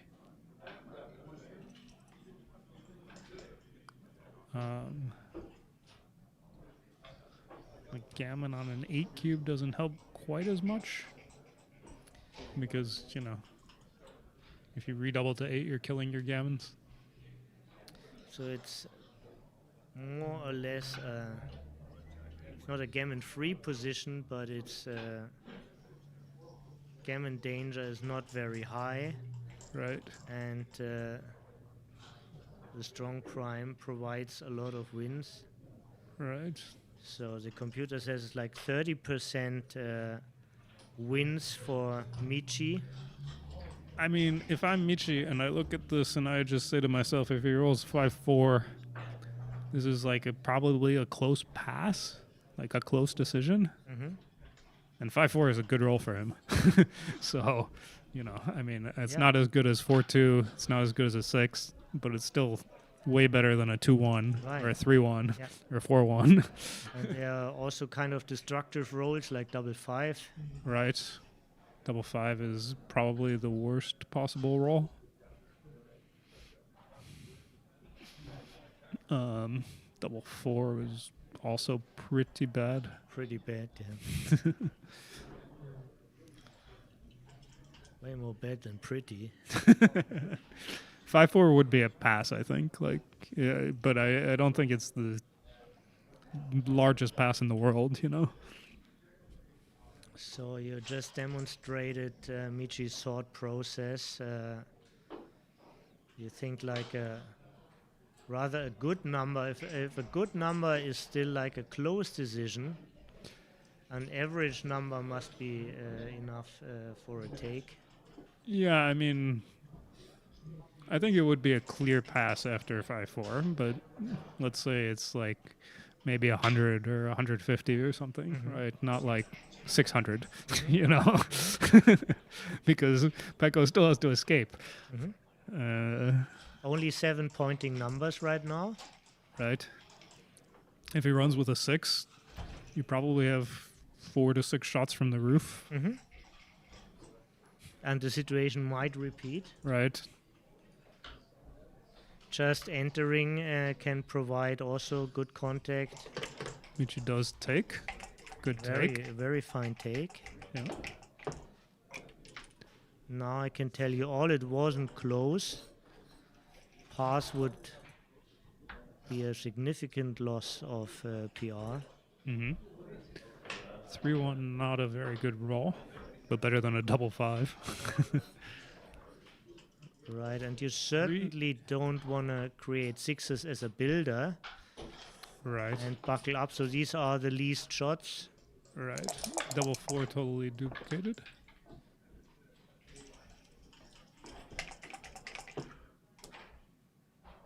And now with 3-2. So do you kill a checker here? I mean...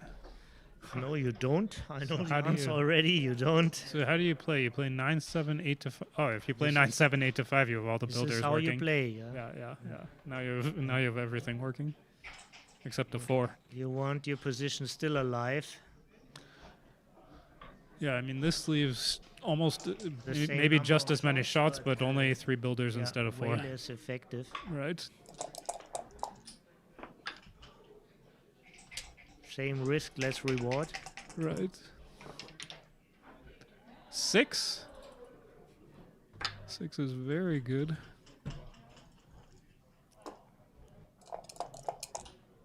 And Michi really needs to hit here. He does not. Double 4 would have been the super joker. Match could be over this game, but Michi is still a favorite to save Gammon.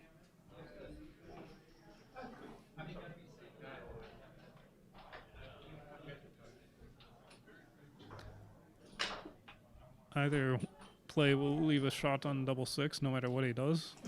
He chooses 12 to 10. Well, there was a safe way to play. Brought a guy into the 6. He could have brought a guy into the 5. Right? But that still leaves a shot, right? Yeah, that would have left a shot. But it's okay. 2-1, played 7-6 and 4-2. And now 6-2. He plays 6 off, 5-3. And 5-1. Typically you clear the 5 point, the 6 point when you put spares on all the other points. And he comes in behind you when he only has 1 checker on the bar. You like to clear the 6 point rather than the 5 point. Because once he comes in, he can't, he can no longer hit a shot.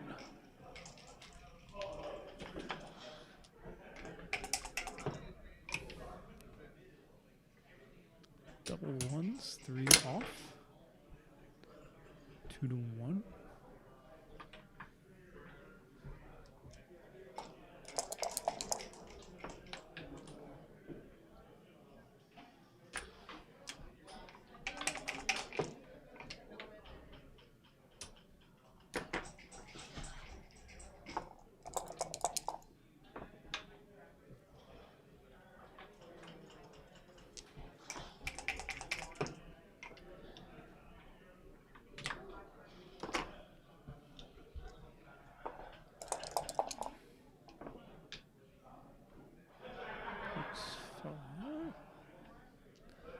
Should save gammon. There could be Could be a better decision. play, right? He robbed himself for a decision by going to the 8 and to the ace. Right. In this format. Right. You go to the 8 and the ace. You always get a decision next roll unless you roll double 6.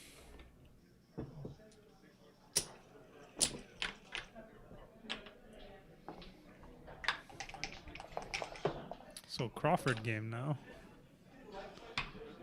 2-1 from Michi. Both winded down their PR. Playing both below 4 now. Nice. Pecco holds a pretty strong double 4, making the anchor, saves a lot of gammons, hits a block, gains in the race.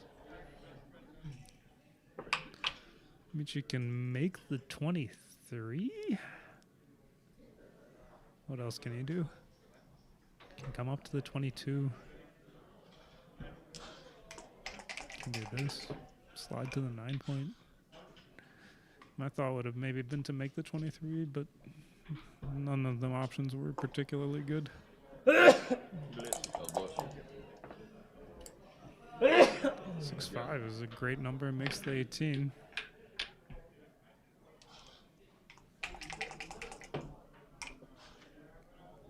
And 5-4 will run off with at least the 4. And now the question is, do you come out and leave 4s and 3s to hit back there, or just play to the 11 point, which What doesn't does really leave. Brian Boitano do?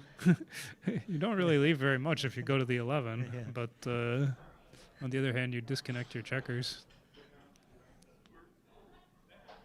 You leave double 1 and 5-6. This leaves some shots, but they're not really the end of the world, and if you get missed, you're happier having brought both out. I don't think you want to hit on the ace point at the score. You don't need a gammon, and you like having those checkers in play.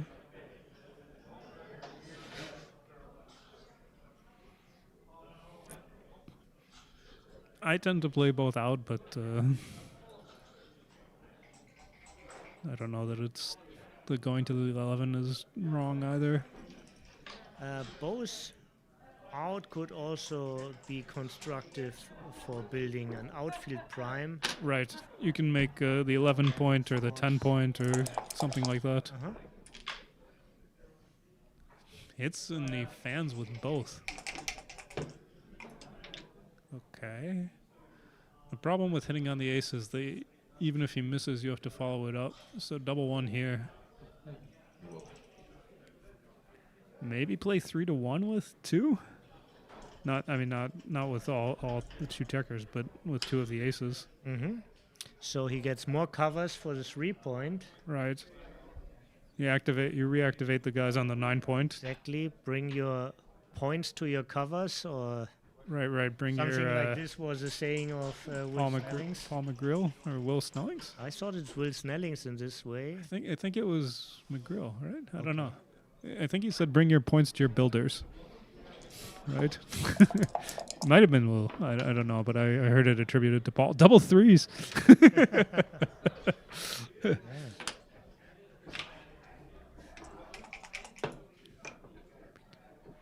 And double 6. Wow. What a swing. Yeah. 4-2. So I think you want to make your 4 point rather than hit the second man when he has 2 in the air. Just build a strong board. 5-4 fanning with both again. Often do the harder thing first. Right. The harder thing was to make the board rather than hit the second checker, because it takes Petko a very long time to get in, and you usually have multiple rolls to pick up the second checker. Double threes. Oh, wow. These guys are good. These guys are good. This shows you some. These Three, guys are good. 4 hits. with the Actually, three. they both are really good, but Yeah. nothing to do with the roll. I think you want to come out like Michi does. What would Brian Boitano do? Just save a blot. And with Petko, I think maybe also come out, although you're stepping out into a double shot. But no, I wouldn't create an extra blot. This brings another Right. builder in. This the is zone. safe. This is safe, and you still have a blot on the 23, but he doesn't want to hit there. Yeah, and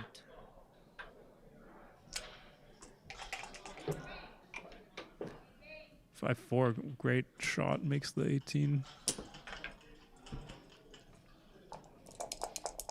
I mean, massively improves Petko's position to have the 18 point as well. And with the 5-1, I would assume you just want to get out if you're Michi. I don't think you want to get pointed on like a double 4 or something.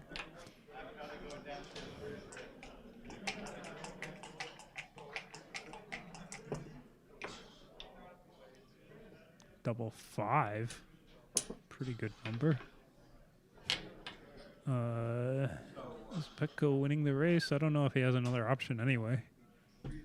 Race is probably close, right? Petko, I The assume race is Petko's ahead. close. Petko is 7 pips up. Yeah.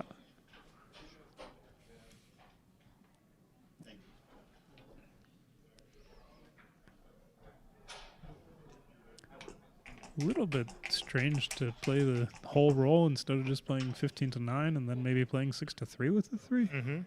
Like, I don't know why you want to leave a 3 shot. Here, Petko can hit, I think. I don't know. You don't have to hit. It's going to be 5 pips after the roll. Of course, you know, the danger in hitting is Michi comes in and hits a shot and he has the stronger board. But, I mean, Also, 5 Michi pips is has only a 5 gammon pips. Go score. Right. He's looking forward to gammons, and he gets only gammons if he gets more contact. Right. So maybe this is what this roll is about. Yeah. I mean, for me, it would be a tough decision because, you know, obviously this is safer, but the race is far from Jin. It's a coin toss. Mm-hmm.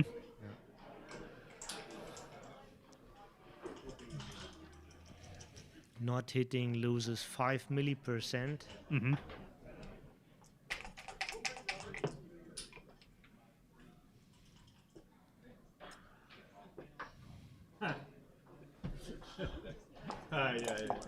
Yeah. So double 4s for Michi. Now Michi's winning the race, so he just wants to cut contact by coming to the 10 point. He's going to count it up and see that he's ahead. And 11 pips after the roll. Petko also has wastage in the form of the guys on the ace point. So it's even more than 11 in real terms. So Michi very much wants to make this move. Just win so many more games. Of course, the dream of gammons is gone. Yeah, I mean, winning a gammon would be great, but you know, Unfortunately. first win the game, and then yeah, don't lose the game to potentially win a gammon.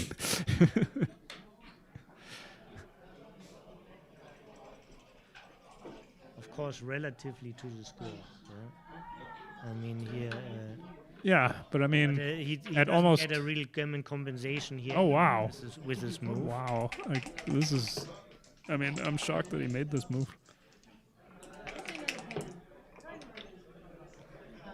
You're shocked? Yeah, I mean, Completely shocked. this is just like a pretty simple move, I think. You know, it's not like a tricky position. It's just you're ahead in the race, so break contact. Right, but he had like 700 decisions today already. Yeah. While you're just coming fresh here. Looking at the XG feed. What I mean Nothing is, on stake. what I mean is that normally I would expect that Michi, Maybe he runs now. yeah, He gets a second chance. It's what I mean is that Michi is the caliber of player who should get that play right most of the time, you know.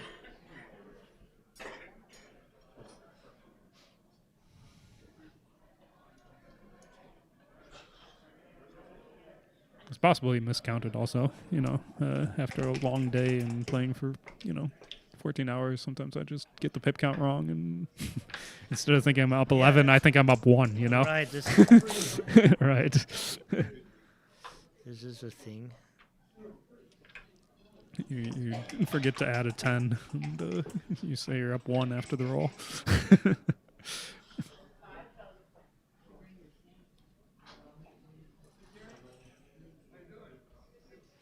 So Petko's counting, I guess. He's gonna find out that he's down. He's gonna find out. 9. He's down 8 after the roll, right? Exactly. Okay, so racing is reasonable, but he's also not hurting his racing chances very much by keeping the contact, I think. This is a point. Yeah. But It might make it even harder for Michi to bear in. looking at the numbers, it's basically also a coin toss. Mm-hmm. It's really up to preference.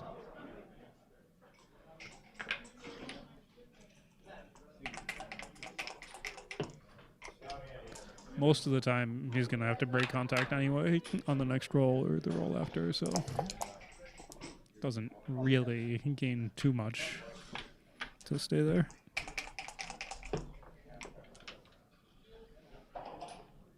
It's more a question of, is it more annoying for you or your opponent for the next roll or two, you know? What was that, 7-2 that time? Is this scored? 3.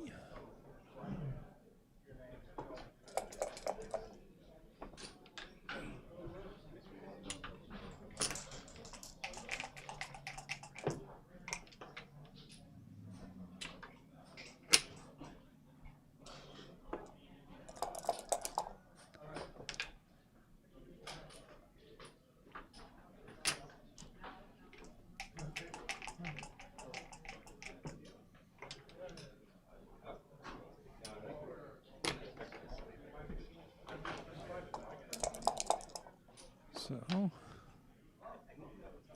it's reasonably close, although Michi is still a pretty decent favorite. Petko's going to need at least some sort of big roll, or Michi to roll small a couple rolls in a row.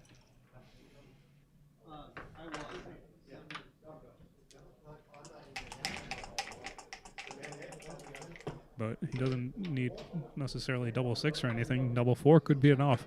I mean, I think Petko is the favorite now. 6-5, pretty good response. 6-5, also very, very good. Michi is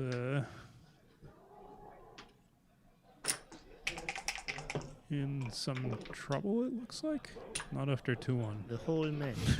2-1 is a terrible roll. Usually in a bear off, you don't want the smallest possible roll.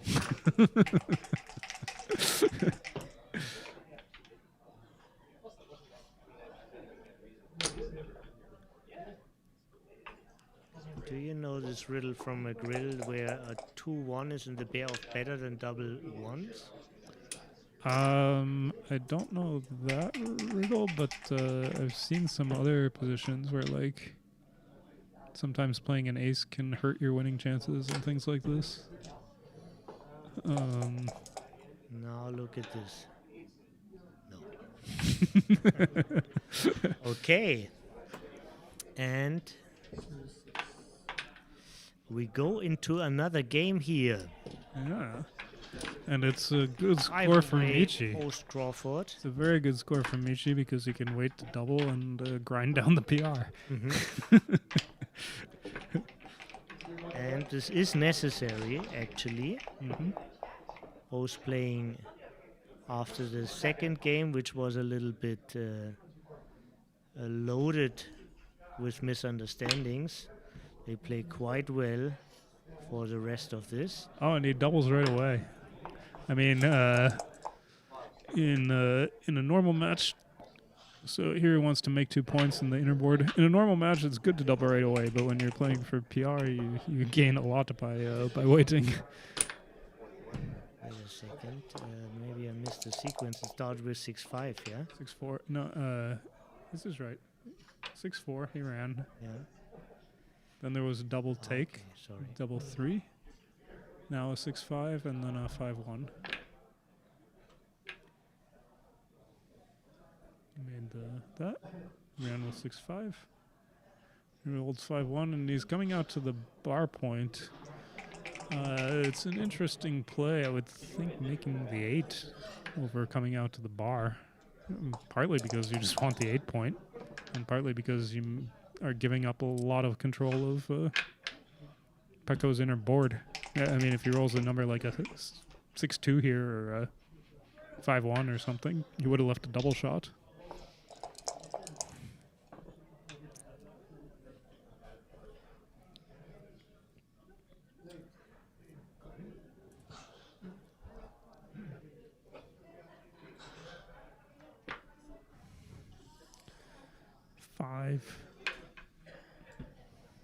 Okay.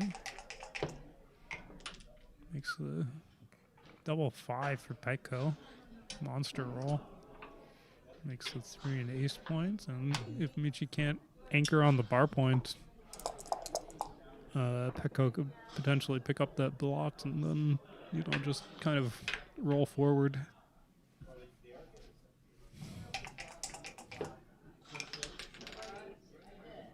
Pecco's not necessarily looking to blitz, but he doesn't mind it either. He just wants to have the best play to win, Yeah. 4-1. Hit and lift. You can play 13-8. Yeah. So this is not a good contact.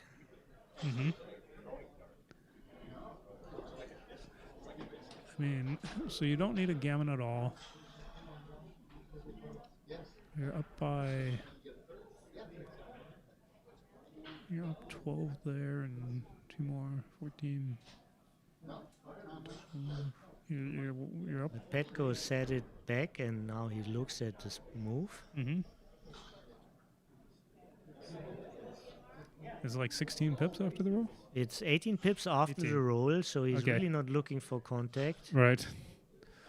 I mean, it's possible to lose the race if you're only up 18, but on the other hand, you really don't want to get hit, right? Getting hit would be like total disaster, especially at the score. Right. Getting gammoned would be terrible from a position where you don't need to get hit. This hurts him significantly in the PR race. 144 blunder. 6-2 here.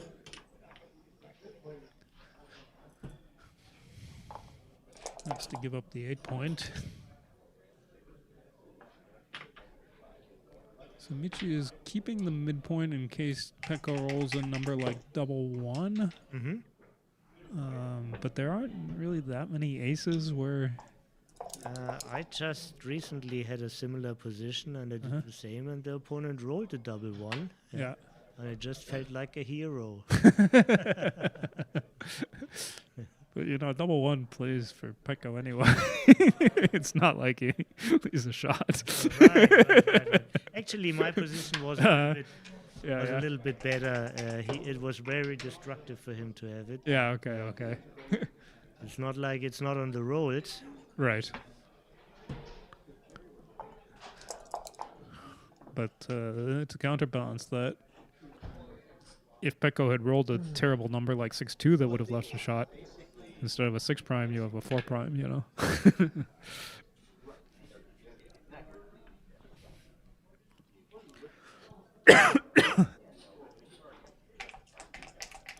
So Michi comes out to get contact with the midpoint, given that Pecco doesn't have any checkers on his 8 to save 6s. So Michi should get a direct shot if Pecco doesn't roll a double.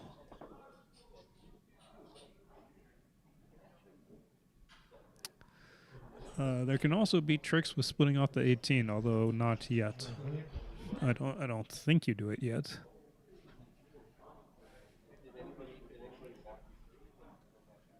But I would keep it in mind for the future, maybe. Problem is, like, let's say you split off the 18 and Pecco rolls like 2-1 and covers up both the blots.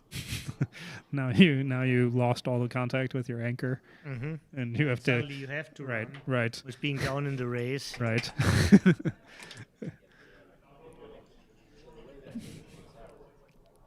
And this has been seen quite often. Mm-hmm.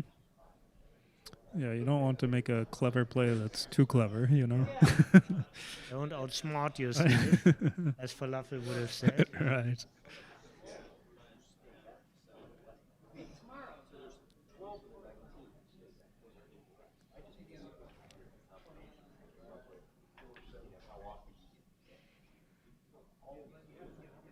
The best play for the race is probably 6-3, but having 2 blots in the inner board means that Michi could potentially run, maybe not on this roll, but on the next roll.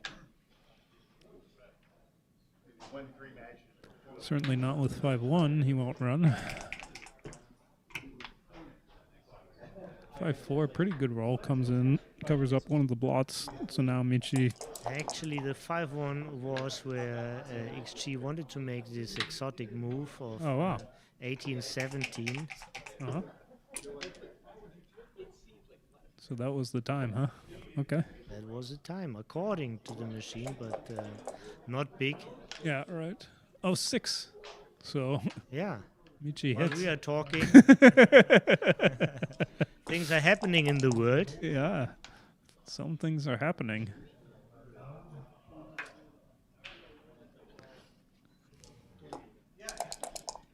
If Michi wins this game, it will be 6-4. Michi would love to win a gammon, but I'm not sure if he's more likely to lose the game or win a gammon. Probably more likely to lose the game than to win a gammon. I lost the position a little bit. Sorry. I don't remember the rolls. This is no tragic here. Okay. Maybe give him,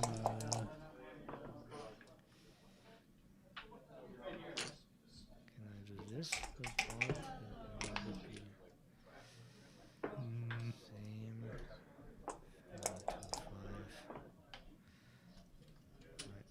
Roll a millipoint, but this is I'm not a relevant criteria here. This is just for us to check and for the chat.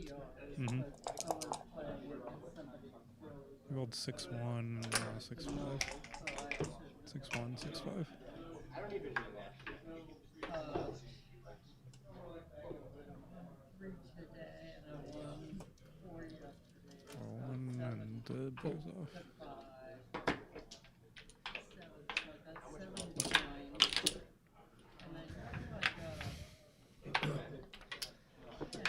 So, and Michi finally managed to have his PR lower than Petco. Yeah.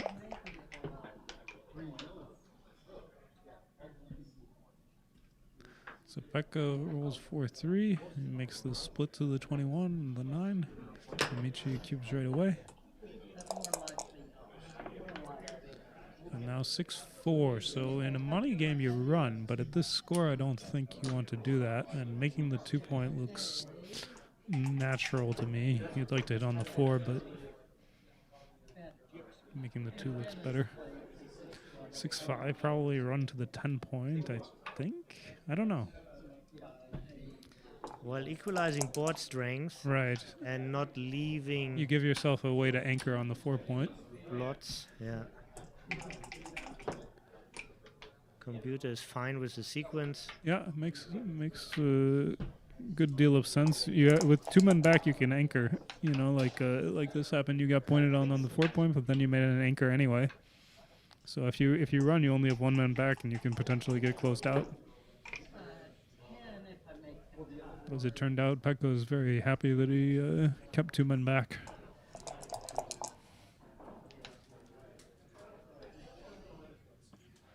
(3-1).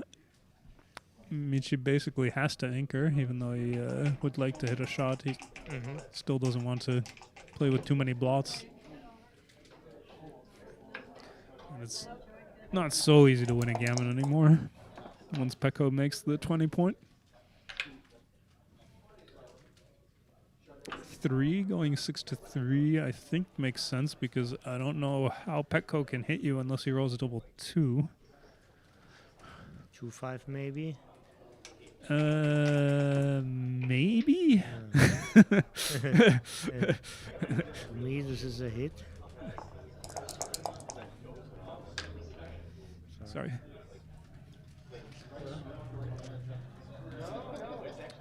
(6-3) is pretty awkward to play a 3, but I guess you can play 13-4.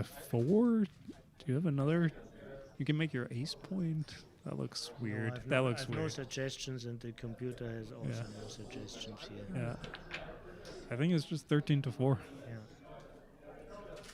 Yeah. 13-7 for 1 also, but it's a little bit far-fetched. Right. You don't want to break if you compare too much of your board. Yeah. With the deuce, so I guess Pekka has a question now of whether or not to hit. And with the dilly builder and the blot in the board. So he covers with the ace. And being down in the race. Right. And have no timing. Yeah, at most scores you like to hit for sure. Yeah. The only difference is that you love keeping the 20-point when you're at gammon save, but even so, you're going to win a lot more games by hitting. He does go for 6-4, just trying to save a gammon. Maybe you scared him.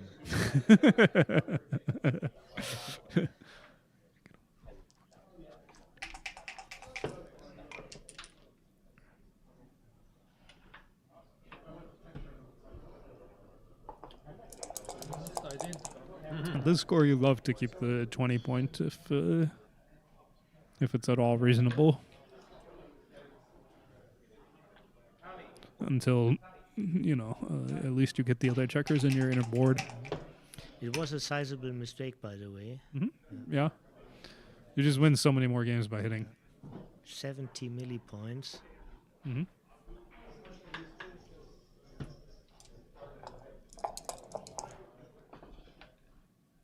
Double 4 again. What a terrible roll. It was good the first time. Yeah. It's not so good the second time.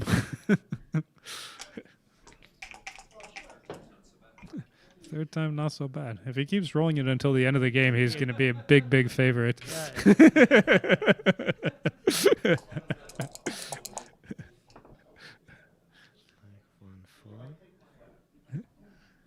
6-3. There's no sort of duplication if you break the 16, so it would seem like this, to minimize shots. But even if he doesn't roll a 1, there's going to be some real problems if you roll a 6 up. So you really don't want a 6. 4-3 is okay. That'll at least clean up one of the blots. Still going to be... I mean, Pekka has to move as well. So now Michi has a few numbers that would like hit and cover, which would be the easiest way for him to get off that point, other than rolling double 6.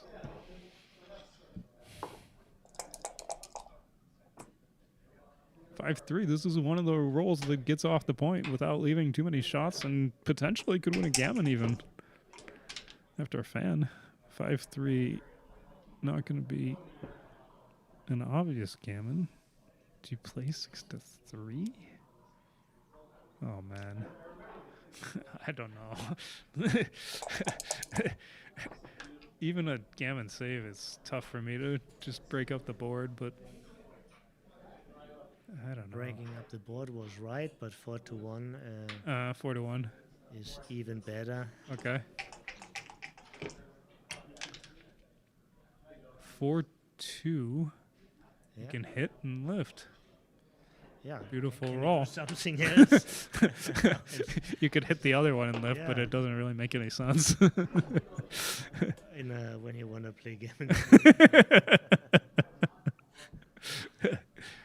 You like picking up more pips and leaving fewer shots. I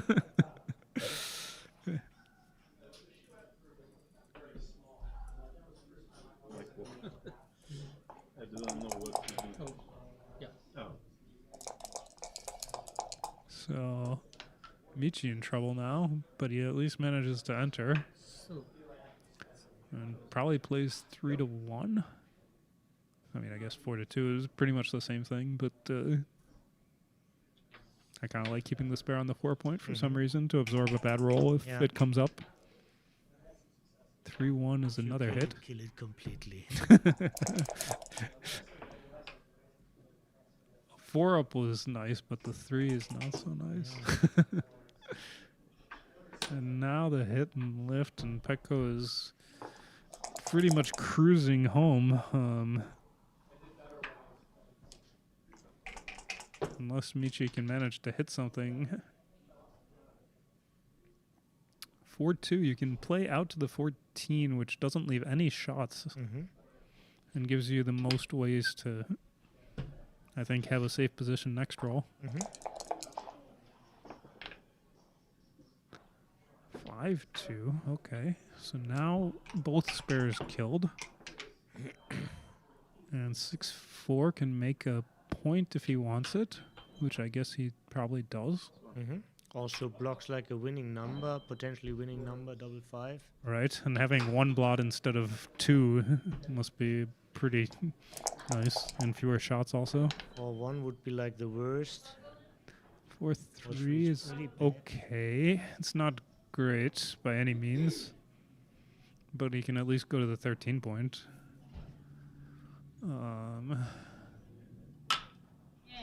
There are some bad rolls for Petko, like a 4-2. 4-3 is not so good. 5-2, not the worst. Can at least hit the checker. He was beeping it, like a fine line. 6-3, okay. He had 7 hitting numbers. He didn't roll them. If Petko gets by this one, it's going to be pretty hard for Michi to...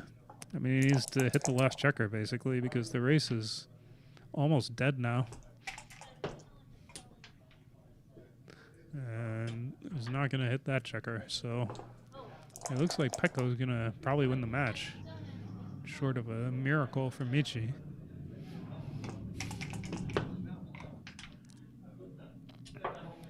Is the PR race close? What's going on with that now? Kind of close for a long time, but it looks like Michi won it. Okay. Current PR is like 2.5. But this is based on 3 plies, so this can still change, and Petko 3.2. Right, okay.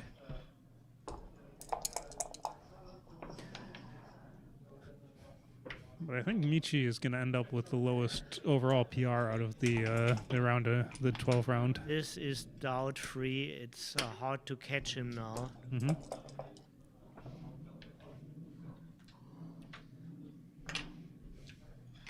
Overall PR should be, after this match, below 2.7 or at 2.7.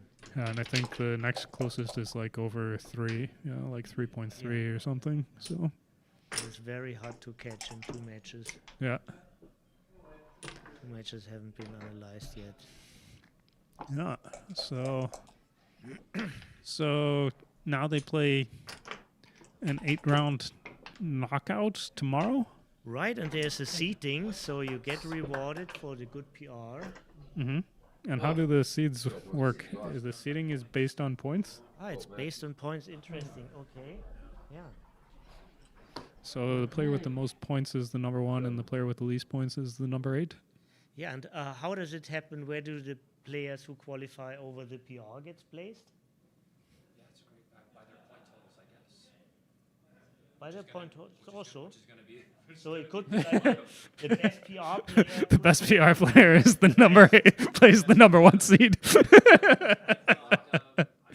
be seeded by PR. I thought that's what they did before, but apparently I'm wrong about that. So, Just like me doing commentary for all of the events. okay, all the so time. I don't know the full basically you were guessing too. Yeah, I don't know yeah, the rules. yeah, yeah. We find out tomorrow. like the number 1 player pick whomever he wants. Yeah, I think you take the top 4 and the bottom 4 and say, all right, number 1 seed, pick. Yeah, do a draft. Right, do a draft. Yeah. In America. Right. Jerry, you want to come up for interview? Oh, sure. I leave you guys. Yeah. Wherever you want. Or here you're more visible for the people because of the camera. Yeah. I don't know what they want that. Yeah, so All right. what's your experience now in this UBC? How did you feel about it? I'm exhausted. So yeah, I went on a bit of a roller coaster ride. The first day, I lost 5 of my first 6 matches, and then today I won 5 of my 6 matches. I don't know, like, I don't think I've been playing that well, but this is a very tough field. There are no easy matches here, so yeah, it's a real test. Michi's going to be real hard to beat in the playoffs coming up, but we're going to the knockout stage, and it's a marathon. You get, every decision it means so much. So it's kind of a different. It's a grueling kind of. You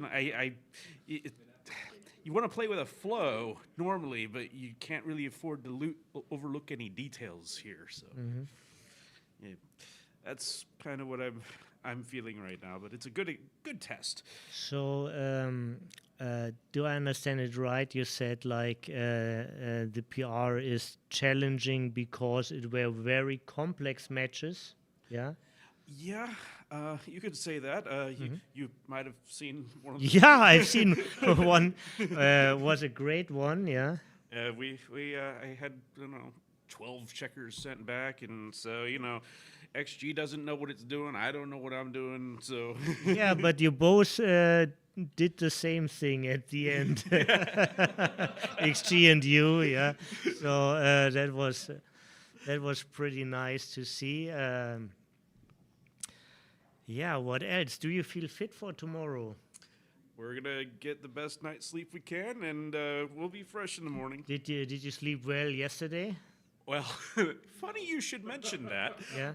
There was a fire alarm that went off in the building Oh. last night, just before 6 in the morning. So I was probably a couple hours away from having a great night's sleep, and and never got back to sleep again. So Oh, you didn't find the mercy of a second sleep. Yeah. I unfortunately did not. Yeah. Bad to hear, but is it in general for you hard to sleep at tournaments, or? The first night usually is, although this was an exception. I actually slept very well my first night. I've slept a lot better. I have a CPAP machine now, so apparently I was not breathing during my sleep. So it's better now. Since when do you have this aid? Oh, gosh, it's been a couple of years, almost 2 years now. Yeah. Okay, so it's not a very recent thing. Yeah. Yeah. No, it's. But yeah, no, it's sleep is important, folks. Absolutely. I mean, This is such a drain of energy. It's a battle of energies, and it's not like you have different energy budgets. So I used up this one. I can still use my backgammon budget. It's all one, and sitting also in electric light the whole day is absorbing. Yeah. A lot of talking, a lot of interaction. The shaking, the rolling, the stretching, like, it adds up after a while. Yeah. So it's also physical demanding, yeah? Yeah. I mean, for me, I'm kind of a fat guy, though. So, but yeah, no, all of that, and your neck is sometimes in an uncomfortable position. So, it's a lot. What were the position types which troubled you the most? Oh, wow. Containment positions, like... Well, this you did very well, but... but those aren't easy, You have to really look at everything, and anything where the tactics outweigh the position. Like if the tactics take precedence, I think I struggle with those perhaps more than most of the top players do, because I just say, this looks right, but that's not good enough when you really do need to be counting all the shots and the second roll shots and things like that. So that tends to be the type of position that gives me the most trouble. Okay, interesting insight, yeah. But yeah, and I think I also there were a couple of positions yesterday, or a couple of instances throughout yesterday where I was just a little gun shy with the initial double and just was not timing that right. Like you kind of get off calibration, so you don't feel when that initial double. Yeah, gun shy in Texas is no good idea. No, absolutely not. Everybody's shooting fast here. Gun shy in New York, maybe, but not maybe here. so. Look for a different state.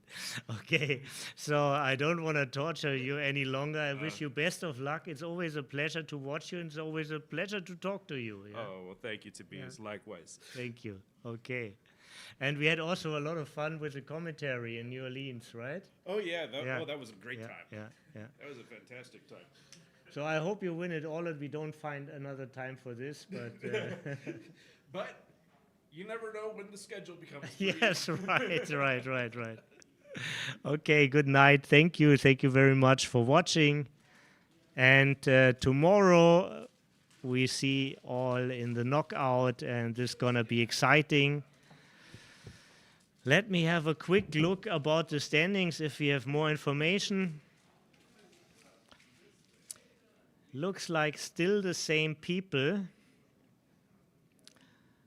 Some matches aren't analyzed. 2 matches are missing, so it's not really confirmed, but so far the 8 qualified people are Michi, John, Petko, Jerry, Kimon, Frank, Justin, and Paul Swain. And John O'Hagan and Paul Swain qualified over the PR. And this is not the final standing. We will know more in the process of the night. You can see the link on Bill Riles' Facebook page. It should be also in the video description. And I'm looking forward to see you tomorrow when we broadcast the knockout. Okay, good night. Thank you.